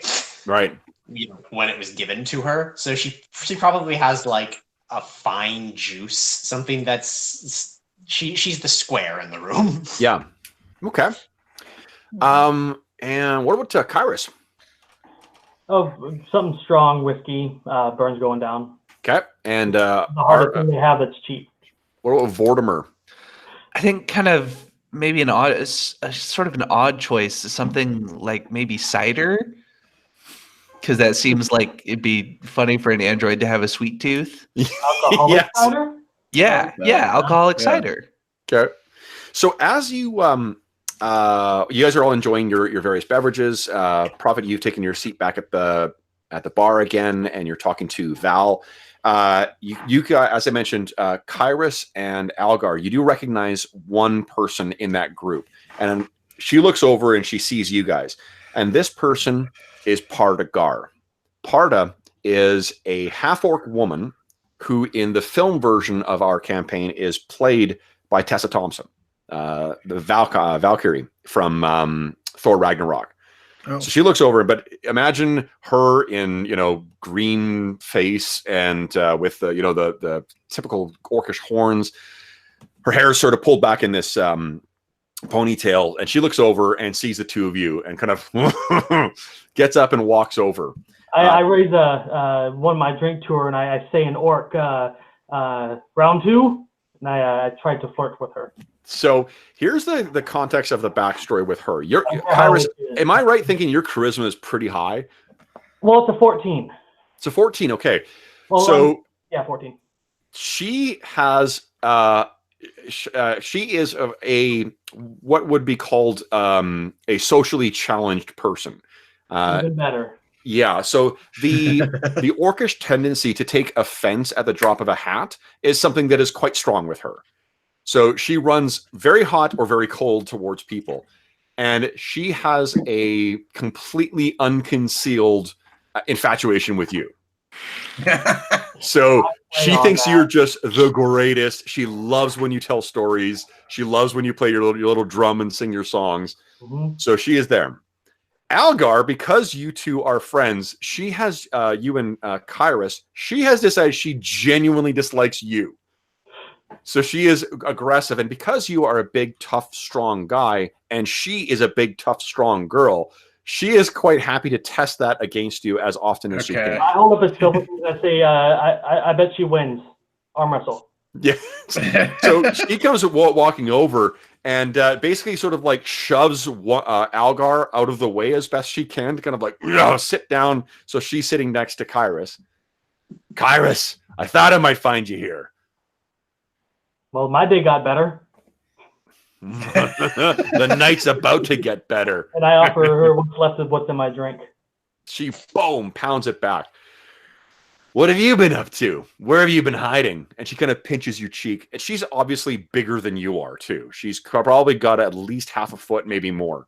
Nice. And she's sprawled out across the table as well, taking up most of the space and kind of like shouldering Algar out of the way. Lifting heavy. Is there a resist shouldering roll I can make or something yes, like that? absolutely. Like, yeah, if you want to push he's her not out of the having way, this crap. definitely. Yeah, Go ahead and give me a... she's technically bull rushing you. Yeah, exactly. Give me a CMB check. CMB It's not a check. She has to make a bull rush. No. Please don't correct what I'm asking to do. Okay, so I Yeah. guess I get shouldered. Well, Yeah, okay. be opposed, so- right? Yeah, so you try to sort of force her, and she has positioned herself completely here right now, and you're like, what are you doing? What do you say? I say he's getting frisky. Okay. So she sort of notices you're trying to push her, out of the way here. And she looks back and says, what are you doing, little man? I mean, my arms need room. You keep your hands where they should be. I keep my hands where they are. So she is kind of, there's a low growl that's happening in the back of her throat. And Kairos, you kind of, you have seen this happen before. You had mentioned before that you wanted to do the what do you call it? The arm wrestle. That's not how this usually plays out. How this usually plays out is grappling. Well, I try to diffuse the situation. I put my arm on her shoulder and says, where can my hands go? Okay. Okay. Go ahead and give me a diplomacy check, and I'll give you +2. Oh, Actually, I'm no. going to give you +4 because of the circumstance and because of the what do you call it? Because of the pre-existing relationship with you guys. I'm a bluffer and intimidator, but I still got 2 charisma. Well, okay, so it depends. So bluff is you're trying to trick her into something. Intimidate is sit the fuck down. Oh. Diplomacy is more, come on, sweetie. Yeah, I'm gonna do that. Seduce. Okay. Well, +4, that's not bad. Okay. So, but unfortunately, that's not really enough to make a substantial difference in where this is going. So, she looks down at you, Algar, and says, maybe if you kept and she kicks your foot, maybe if you kept yourself out of the way and had more, and know your place, it would be, there wouldn't be this problem. My place is right here, and I'm going to see if I can. Well, grappling. I'm gonna see if I can kind of if I can like grab her arm and like kind of twist her, like kind of visibly rotate her around. Yeah. Okay. Yeah, so I have a supplement that I actually got for OSR stuff. That's called Dungeon Grappling, and it's something by Doug Cole, and it's got great rules for Pathfinder as well. And what effectively the pitch line for this is, it makes grappling not suck in RPGs because grappling rules are often quite crappy. So the way that I'm going to send you guys a cheat sheet for this at some point. But basically, what you can do is make a. The way that it works is it's effectively kind of sets up like grappling hit points. So you can kind of track, like to measure your degree of control over each other is measured by this sort of this depleting resource. And let's see here. So for you and Parda, let's see here. Your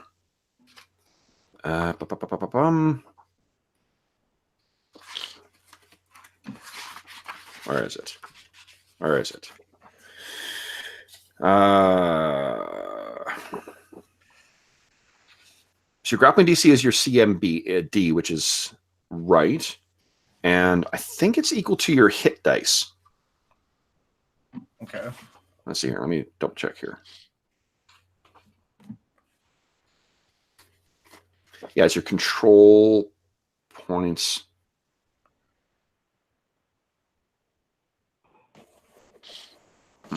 While they're getting ready to grapple, as a friend of Connor's, and that I understand that I'm probably on crowd control, so if stuff starts getting broken, I need to intervene.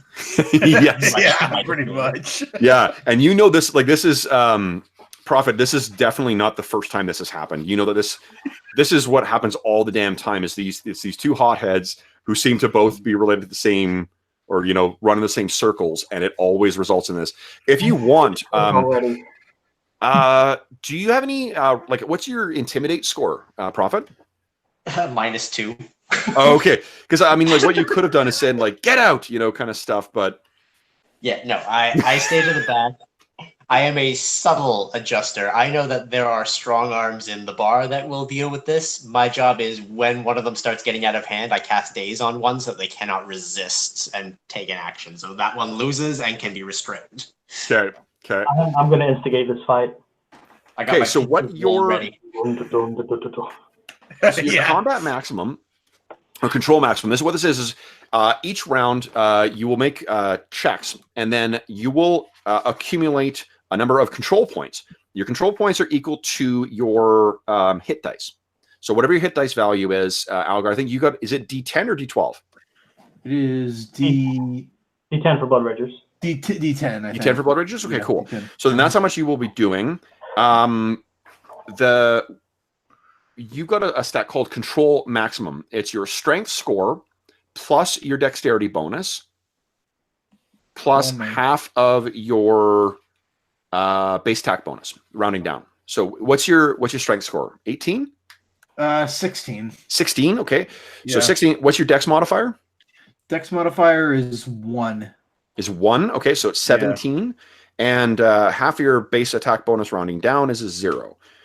0. So what this means is that when you hit 17 points, then they can try and like, put some other more, they can put you in a lock, they can get you down, that kind of stuff. Similarly, that's when you reach that point,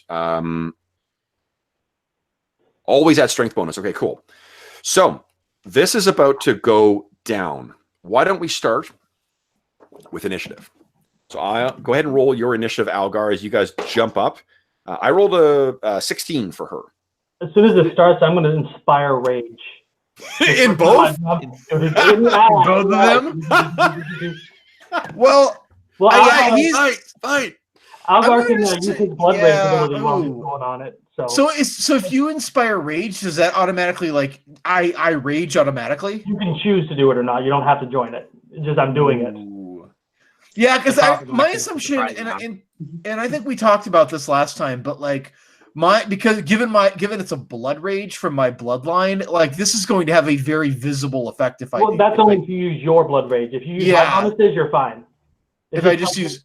Yeah, I give you +2 to strength and con. And, okay. So yeah, I'll just use whatever regular physical bonuses that involves. It's so you can choose to use your blood rage, have all your effects, but use my rounds instead. So you won't have to use your rage rounds.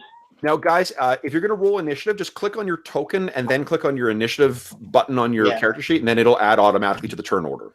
Yeah, I got the notice on that, and then I remembered. I think I got mine. Being a DM with all of this, and it's like, okay, one at a time. Yeah. And then the worst part, because I would do all of a particular enemy as a group, and then they kill the one that I selected for the initiative things. They just disappear entirely. Every time I use it, I end up doing that. Okay, so good roll. All I'm doing is. Yeah, that's fine. Okay. Do we have? I think everybody? I'm not going to get involved, so I'm not going to roll initiative. Not going to bother. Okay. Yeah. So I actually don't have a token for Parta, so I'm not going to bother. We just know it's at 19. All right. So this is you can see where this is going. Kairos, what is it you do? I simply just pull out my drum and start a quick staccato beat. Just hold up the rage and go. Dun, dun, dun, dun, dun. Can you click on your ability just so it shows up in the chat? Oh, sure. Yeah. I would like. So in this, this is a good opportunity to go through this. Just one of the reasons why I asked that you guys do that stuff is so we can all see what is going on. Oh, cool. Okay, so raging song. They tie together. So I'm inspiring rage as a raging song. Nice. So all allies, cool. Give a +2 morale. Are you including Parta as an ally or only anybody that considers themselves an ally can join into the song? I would say that's a decision for you. Yes. So I'm instigating the fight. So both get bonus to the strength. I like it. Yes, fight for my love. Okay. So Prophet refuses because if I accept the raging song, I can't cast spells. Yeah, and you can refuse every turn on the beginning of your turn. You can choose to go on or off, and you don't suffer any penalties for dropping. So. Okay. Eventually, I'm getting Bardic Song too. That's at level 7 though. Nice. Okay, so +1 to the strength. Oh no, wait, hold on. It's 2 strength and con and 1 will save. Okay, so that means I have, what is it, so it's 19 for the grappling then? Yes. Yeah. Okay. That's right. Yeah. Yeah. Okay. Control points is what we're calling these, right? Yeah.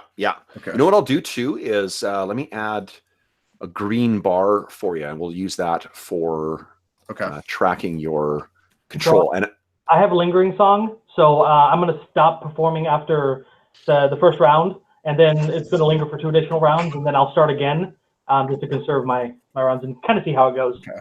I'll be singing and humming as kind of like a roleplay reason for why it's lingering on. Okay. So your gray bar above there, Algar, that shows you what it's empty right now, but as you gain it, it'll start filling up. And I guess I do have to put one in for Parda because I want you to be able to see where her thing is tracking. So I'm going to just use this because it's easy, it's accessible right now. So this is not what Parda looks like. But it's It's quite the beard for a lady. yeah. Woo. But it's just it's the biggest and burliest looking thing that I have available right now. Okay, so let me set just so you guys can all see her bar. Yeah, I think that should be there. Can you see that bar, guys? Let me see. No, not yet. No. I was going to say, I think unless a token is set to display specifically to all of us, that Yeah, and that's what this one should. I've got it set so it should be available. Let me just fill the bar. Maybe that it's just not easily. Can you see now, guys? No, I don't even see the outline. I can see the bar on your Google Hangout screen. Yeah. But not on D20. Okay, let's see here. See edit. That should all be. I'm just going to allow you to see everything. Boom. And then the veil was Now not. I can see it. Now I can see it. Yeah. Okay, cool. Yeah. Okay, so I'm going to empty her bar out again. And there we go. All right. So And Parda and you. Parda does have initiative over you. Yeah. And the drumming, bum, it's playing in the background. She just screams out and dives onto you. Does let's see here. She gets a +3. Does an 18 hit your CMD? it should have gone up with the strength, so. Yeah, that's inclusive. Yeah. Oh, you mean a CMD should have? Yeah. Yeah, we would have gone up by 1. Can you add that? I can't remember on these character sheets, guys. Can you just add that? Is there under the modifiers tab, like the third one? Yeah, there should be a gearbox that you can put a temporary bonus in or something. Yeah. Let's take a look here. Oh, temporary bonus. Yeah. If you click the gear icon, you can put a condition in. Yeah, I see it. Oh, wait, what happened there?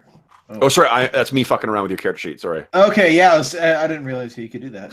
Poltergeist. Yeah, that is always my favorite when two people are trying to read the sheet at the same time and they're just like, I'd love to not be on page 1. Oh yeah, so under buffs, if you click on that, you've got the ability to add a buff.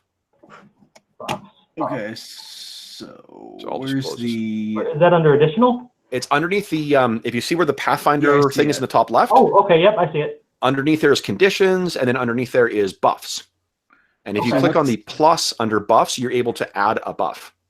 Oh, okay, I see what you're saying. Yeah, Yeah. so that would be a. What is this? We're talking about adding the inspired rage, right? Yeah. Yep. Okay, and that is 2 to strength. On. And then Let's see if this +1 to actually will. automatically populates or not. And it gives you a -1 AC too, but Oh, and -1 AC. Yeah, that's right. Yeah, that plus the will saves me dazing people is harder. Sorry. You make my job harder, Kyrus. Well, if she's a barbarian, she has a low will save anyway, so. Yeah. If she is a barbarian, she can use her own rage though, so she doesn't have to take my bonus. Okay, how do If they? she's a barbarian. Yeah. She could just be a really tough fighter. She's probably just a warrior. Okay, I think what you might need to do is actually put the specific like Bracket. +2 to strength because it might trigger. I just want to check one thing here. Yeah, because it's not. It's just I put the mod in there and it just doesn't seem to be doing. I think I might actually have to do that. See, did that modify your strength at all?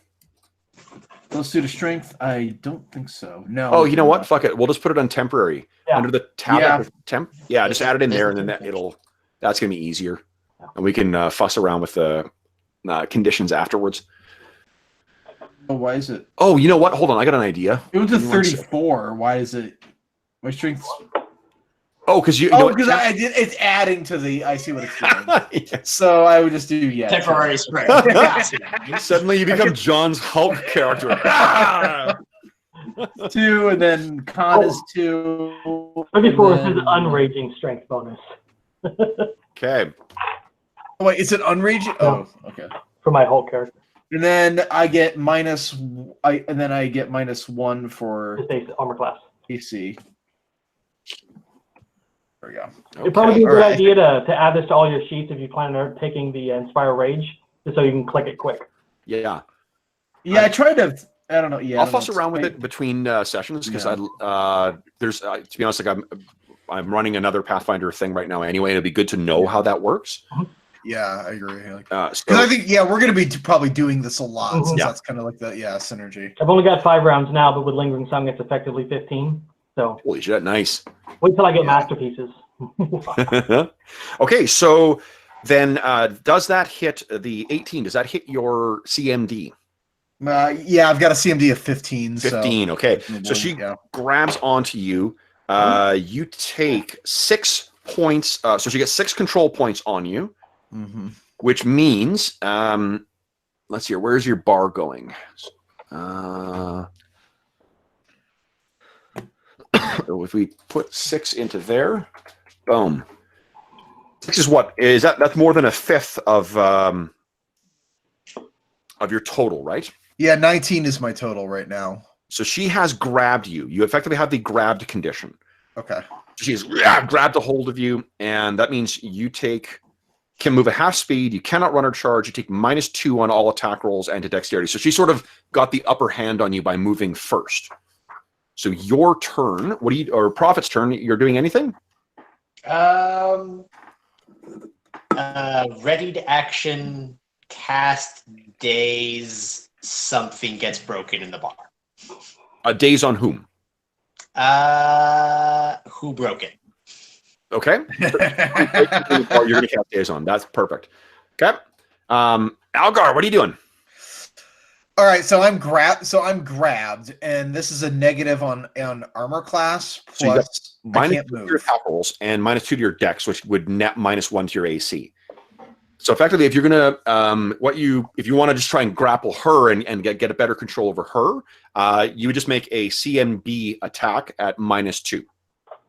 Okay, so it's the position. I'm just as a visual, like she's kind of maybe got me behind. She's kind of like reversed my to grab, and she's like got me kind of behind.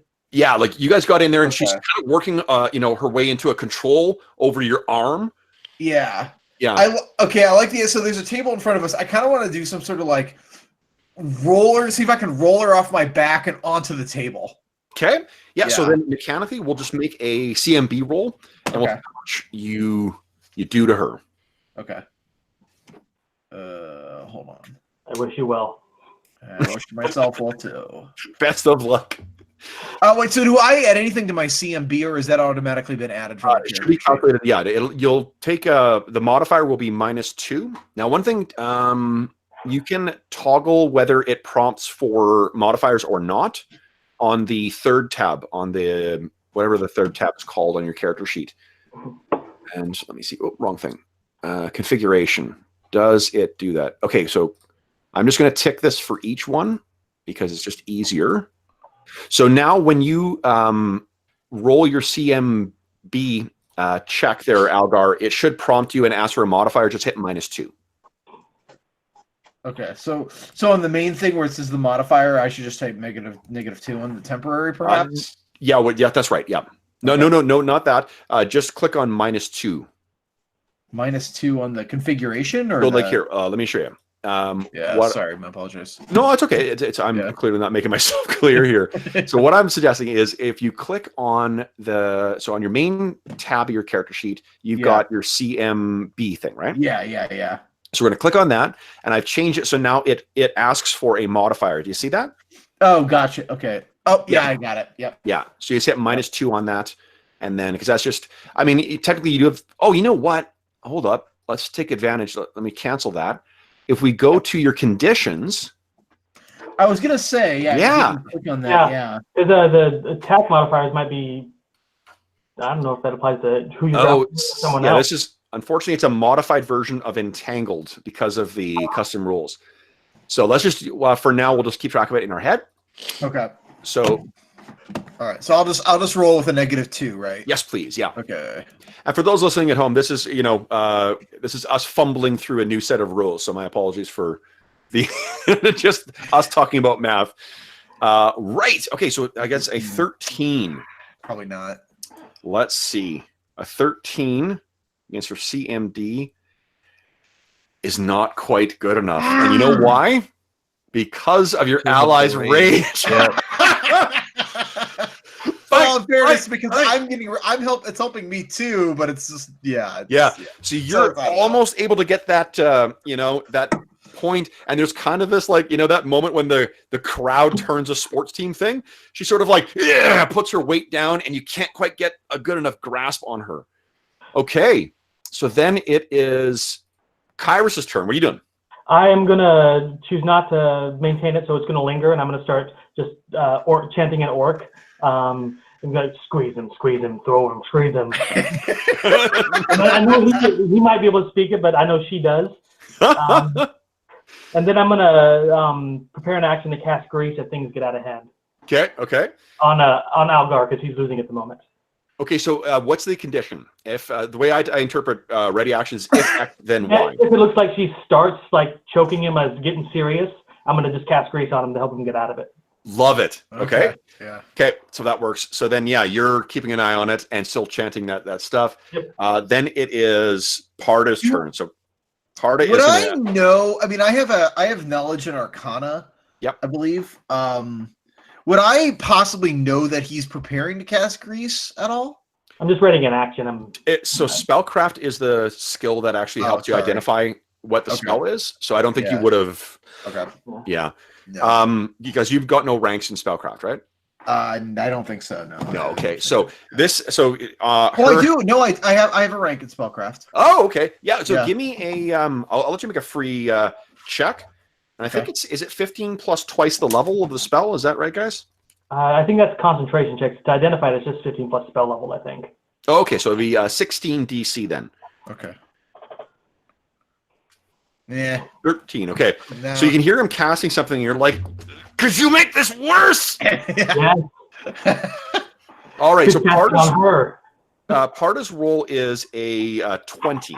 So I think that she is improving her grip on you. Yeah, probably. Fortunately, I rolled shit, so she does another 5 points, 5 control points.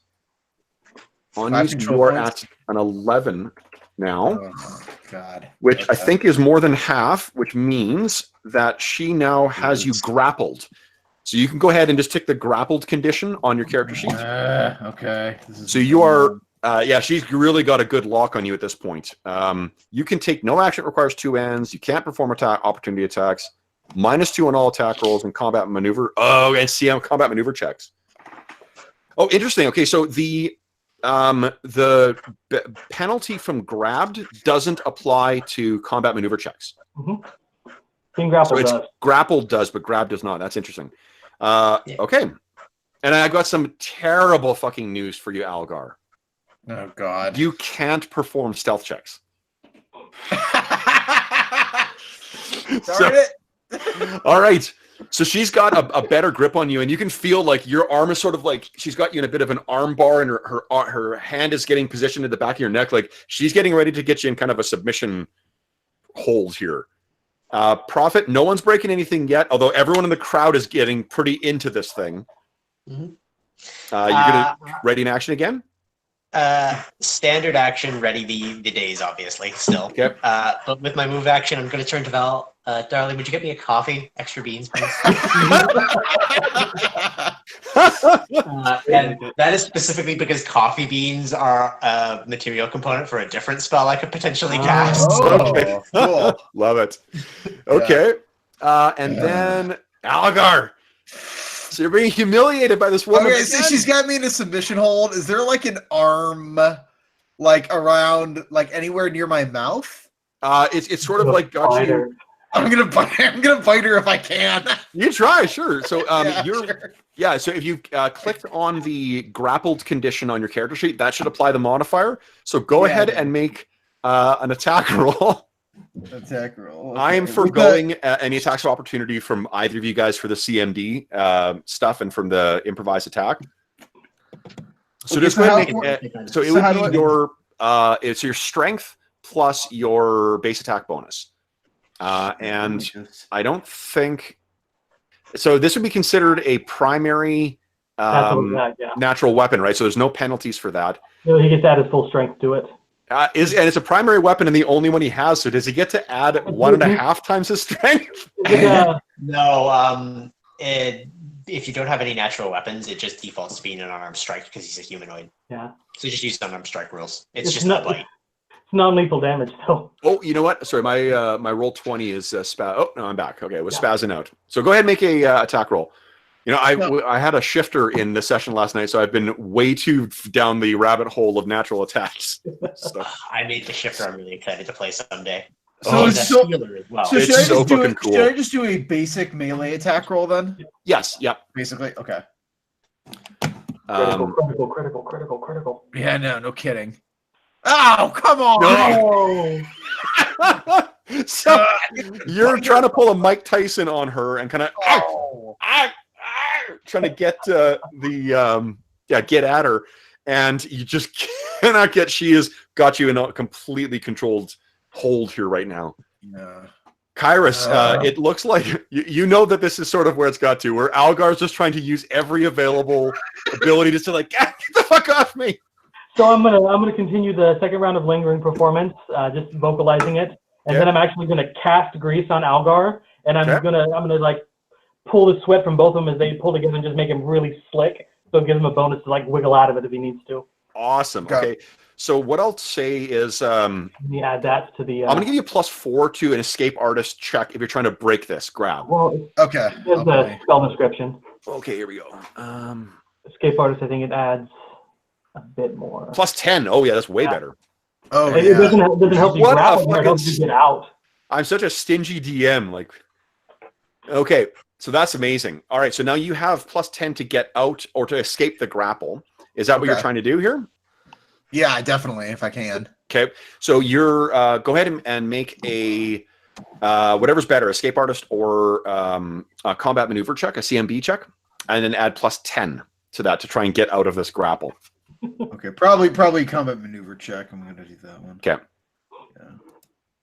+10. Oh, hold on. Oh, so Scratch Paper, we got someone in chat who is commenting on this. Yeah, Scratch Paper, if you know, you can find Dungeon Grappling on Drive-Thru RPG and on Doug Cole's site. It's pretty fucking cool. Like it really sets up a lot more of that kind of like control position stuff. How'd you roll? Oh man! That's with a +10? Yeah, well, and then there's the grapple, and then It's there's on there for a minute. Yeah. It's a minute. You can still try again. So what she whispers in your ear is, "You're going nowhere, piggy." And then he squeezes out like a greased up watermelon. Oh my god. Okay, so then Rich coming from an orc. Here it comes. Oh, but she didn't roll, so she wasn't able to improve that. I guess that roll was good enough. She's not able to get any more control points on you. So you're in a bit of a stalemate right now. I did it out of order. So your action was trying to escape, which was unsuccessful. Are you doing anything, Algar or Prophet? Still days and now waiting for a coffee. Yep. And then Algar or Kairos, anything you're going to do before she makes her next CMD check? I'm gonna start the performance again and just inspire the rage again. Nice. Second round of use. Cool. Okay, so that is definitely good enough. I've used all my spells, my first level spells for the day, so. So I just rolled 14 for her the control point damage, which means that so you are now incapacitated. Oh no! Yeah. So she gets sufficient things, so you are helpless and on the ground. She slams you down, and you can't move. As a full round action, they can. Oh my god! An enemy can use a melee weapon to deliver a coup de grace. We're not going to do that. Well, she's not an enemy. Yeah, I know. No. So she is. Oh my Murder me in god! a tavern. So she's got you on the ground. You are paralyzed, held, bound, sleeping, unconscious, or otherwise completely at your mercy. So you're. Yeah. So This is again knowing that this is not the first time that you guys have gone through this stuff. What is it that she wants you to say? She's sort of like, bending, in a joint lock. You're, square against the ground. She's like, say it. Before he's got Algar his gives up. daze in his eyes, and like, yeah, I think Vortimer, because he has trouble reading exactly how serious or not serious this is. If Algar can talk, Vortimer might jump in and try to rescue his newfound buddy. yeah. Okay. Just as an aside. Yeah, sure. So well, I think this is something you have seen before. Like these two seem to scrap, and it's also probably why Kyrus is, kind of egging them on rather than actually trying to intervene and prevent them from doing anything. So what is it? My question, I guess, is Algar, this is not the first time where she's got you in a joint lock. She's effectively kind of like, it would be uncle, in our thing. What is it that she gets you to say whenever you guys win? I imagine you do the same thing to her. Oh, okay. No, the thing she's trying, I was like, can win. Well, she probably wants me to tell you, like, I love the Technic League or something like that. Oh, okay, I love the Technic League. Would your guy be a fan of gladiatorial combat? Look at this token. Probably a little bit. Okay. The reason I ask is there is actually there's a pretty active arena down in Hadrothakados, and they have the same kind of like if you think of like what sports team followings would be now, that in this region there would be enough of that. And there's maybe someone that she loves that you hate, and that she hates that you love, so you've got to say something bad about this one gladiator. Oh, okay. Say it. Say it. It's kind of like think of like a Red Sox Yankees kind of rivalry. Something bad about him, like, oh, his mother is a Technic League. Okay. Yeah. She lets him go. And she kind of is like cleaning your hands from the grease spell, and she looks at you. She's like, I hate when you do that. And she reaches over. She doesn't like when she lubes up. I flicker the silver piece. She kind of grabs it out of the air. She grabs you by the scruff of your collar, Kyrus, pulls you in, and gives you a really wet kiss. And then sort of leaves if you're acquiescing. I cop a feel. So this is sort of how it plays out. You two leave with each other, and that is sort of how the evening plays out.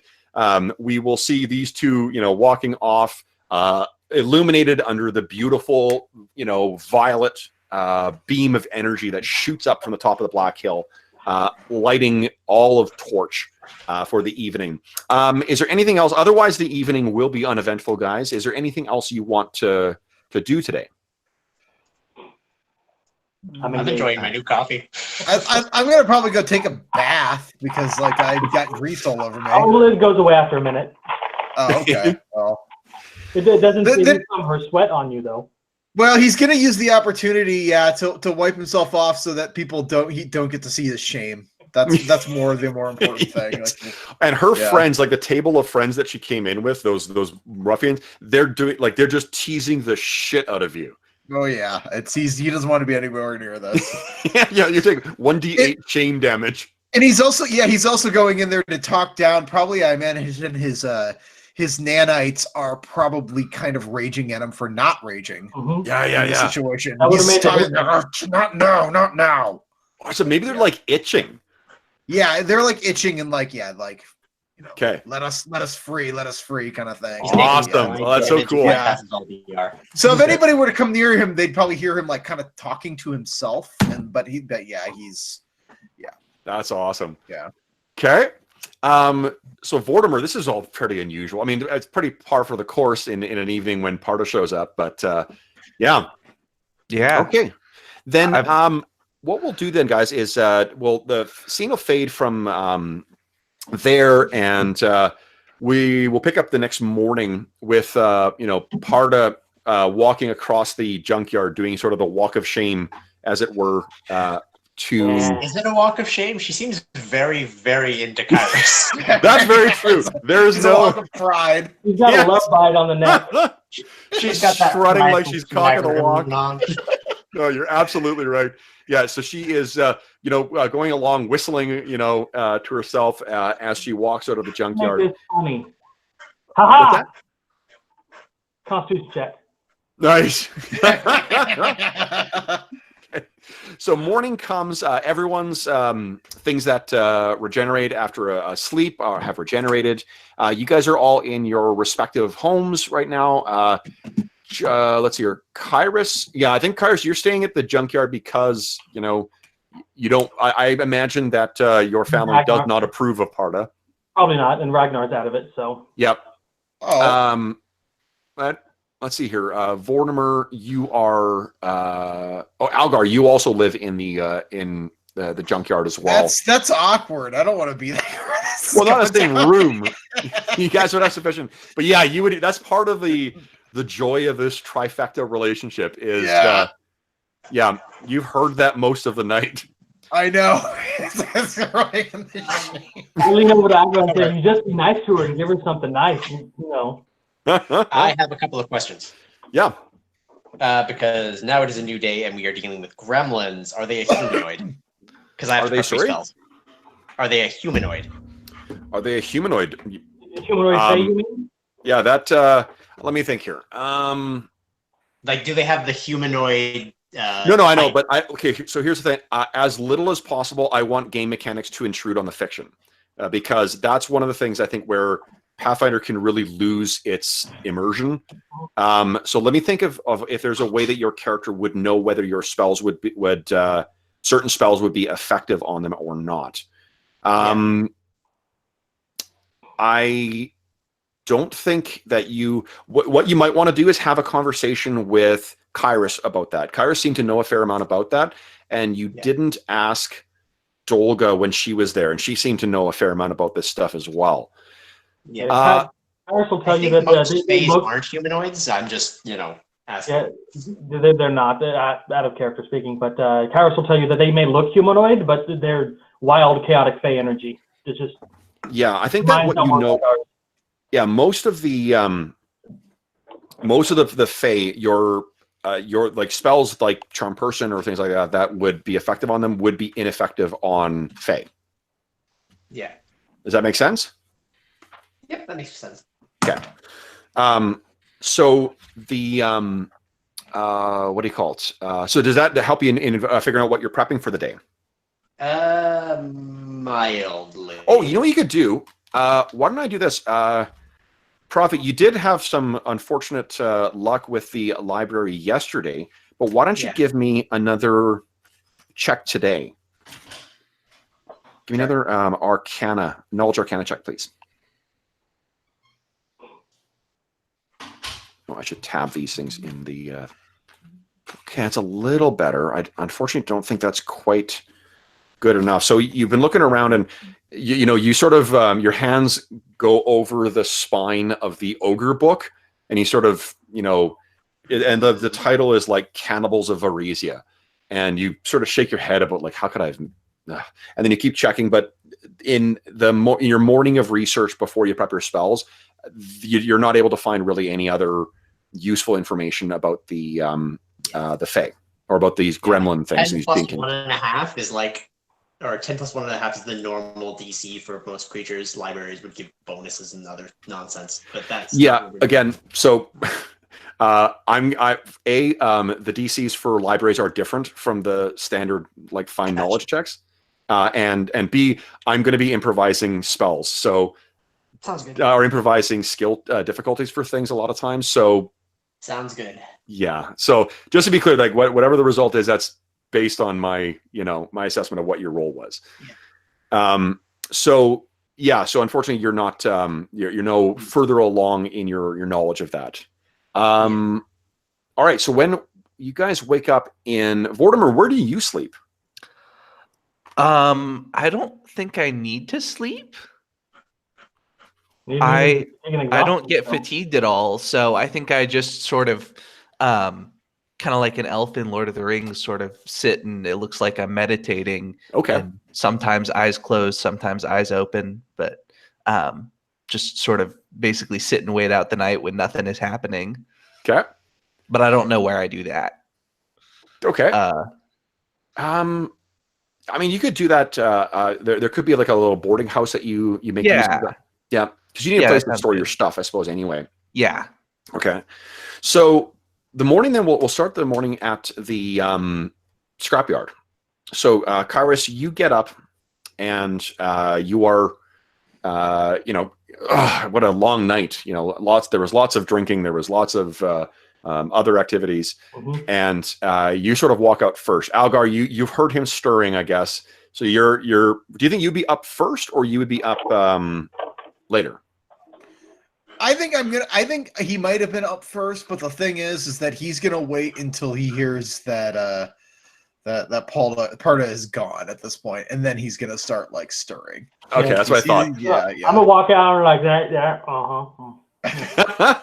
Cigar. I just shake my head. So you guys get out, and you sort of you're in that that area where we first entered the scrapyard, where there's the little kind of low structure where all of you guys live, Ragnar and Algar and Gunthar, and there's a couple noticeable absences. Normally when you guys walk out first thing in the morning, or rather when Algar and whatnot walk out, Ragnar's there, barking out things for you to do for the day.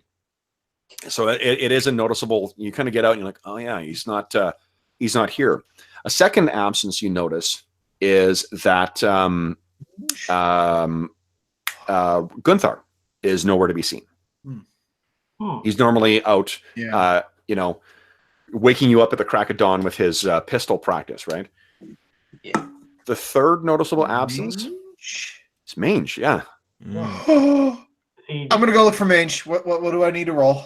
Okay, so you're making your way around, and you actually won't need to make a roll. If you're calling out, you can hear his barking, but it sounds muffled, like it's from inside. I would like to cast a spell.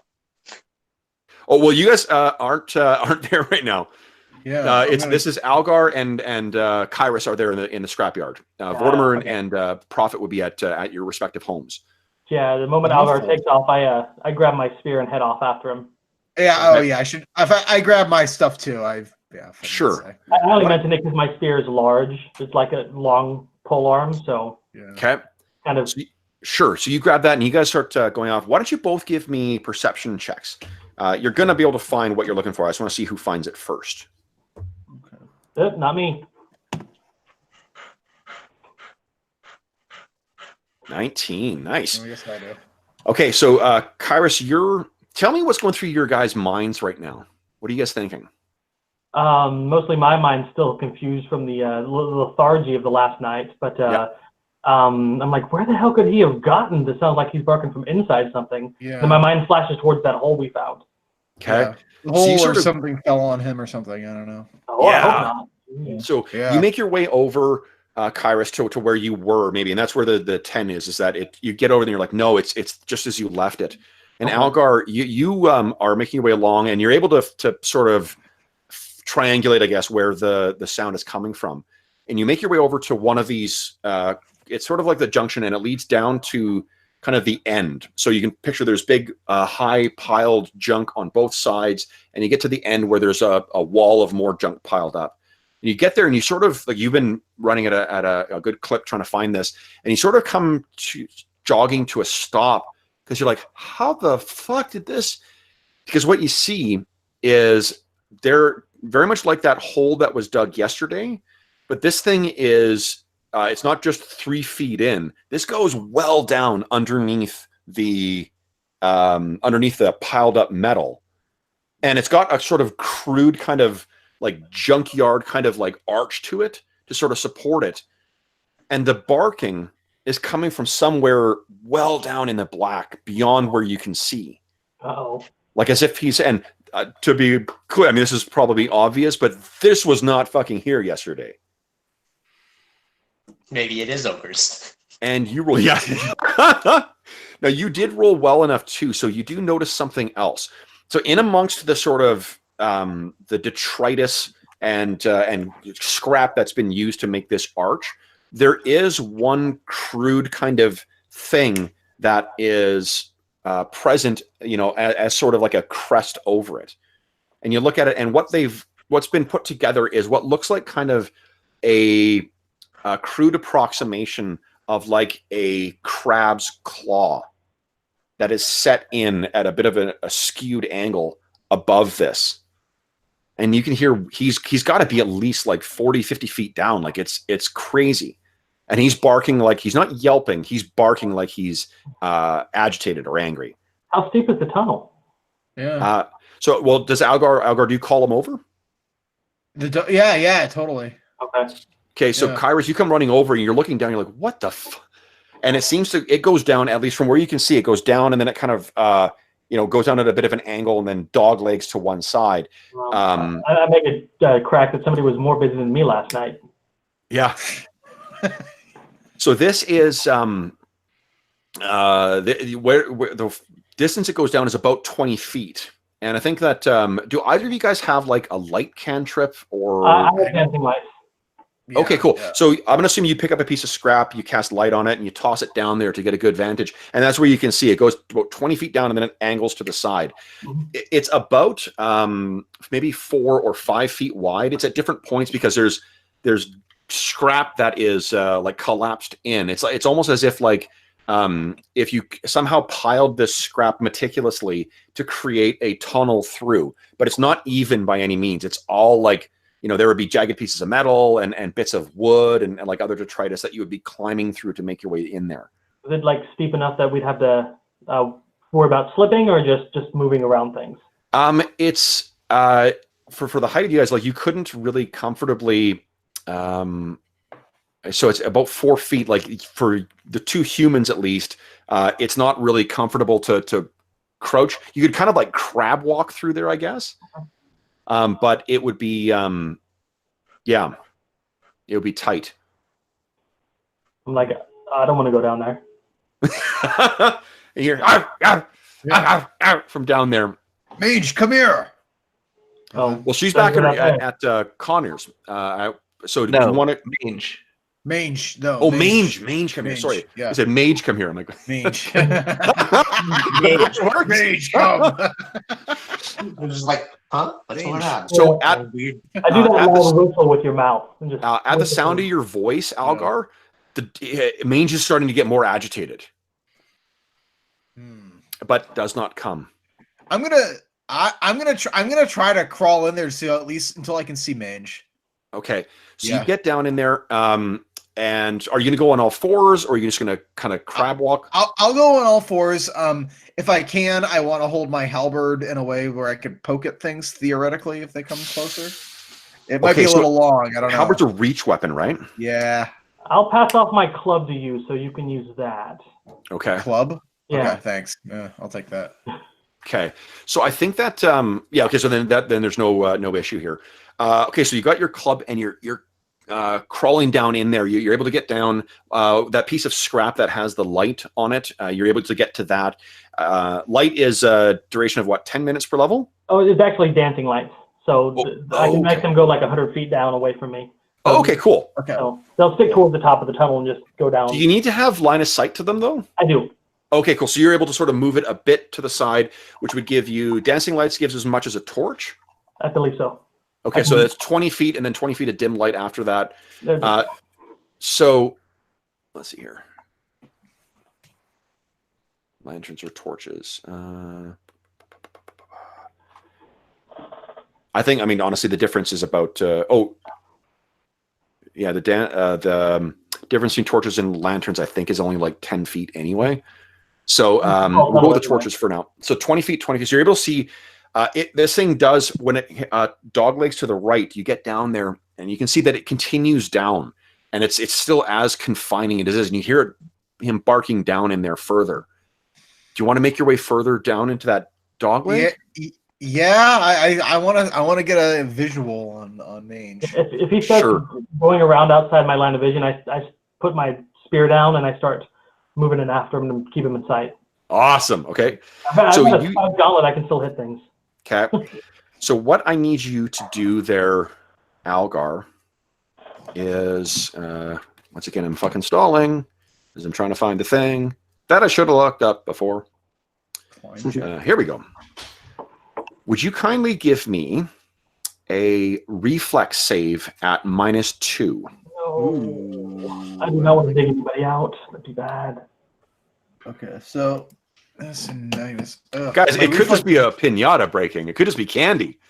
Oh wait, hold on a No, second. Andy. I think I. Oh, hold on. I'm still in my grappled condition. I need to take that off. Oh, okay. Mine's... Your character is Yeah, still my dwelling on stats it. Yeah, exactly. The game lives on. I was wondering why my reflex wasn't better than that. Okay, so -2, you said? -2, yes, please.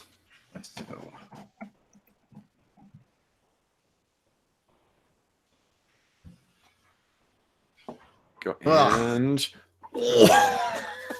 No. Wait, why was it -2?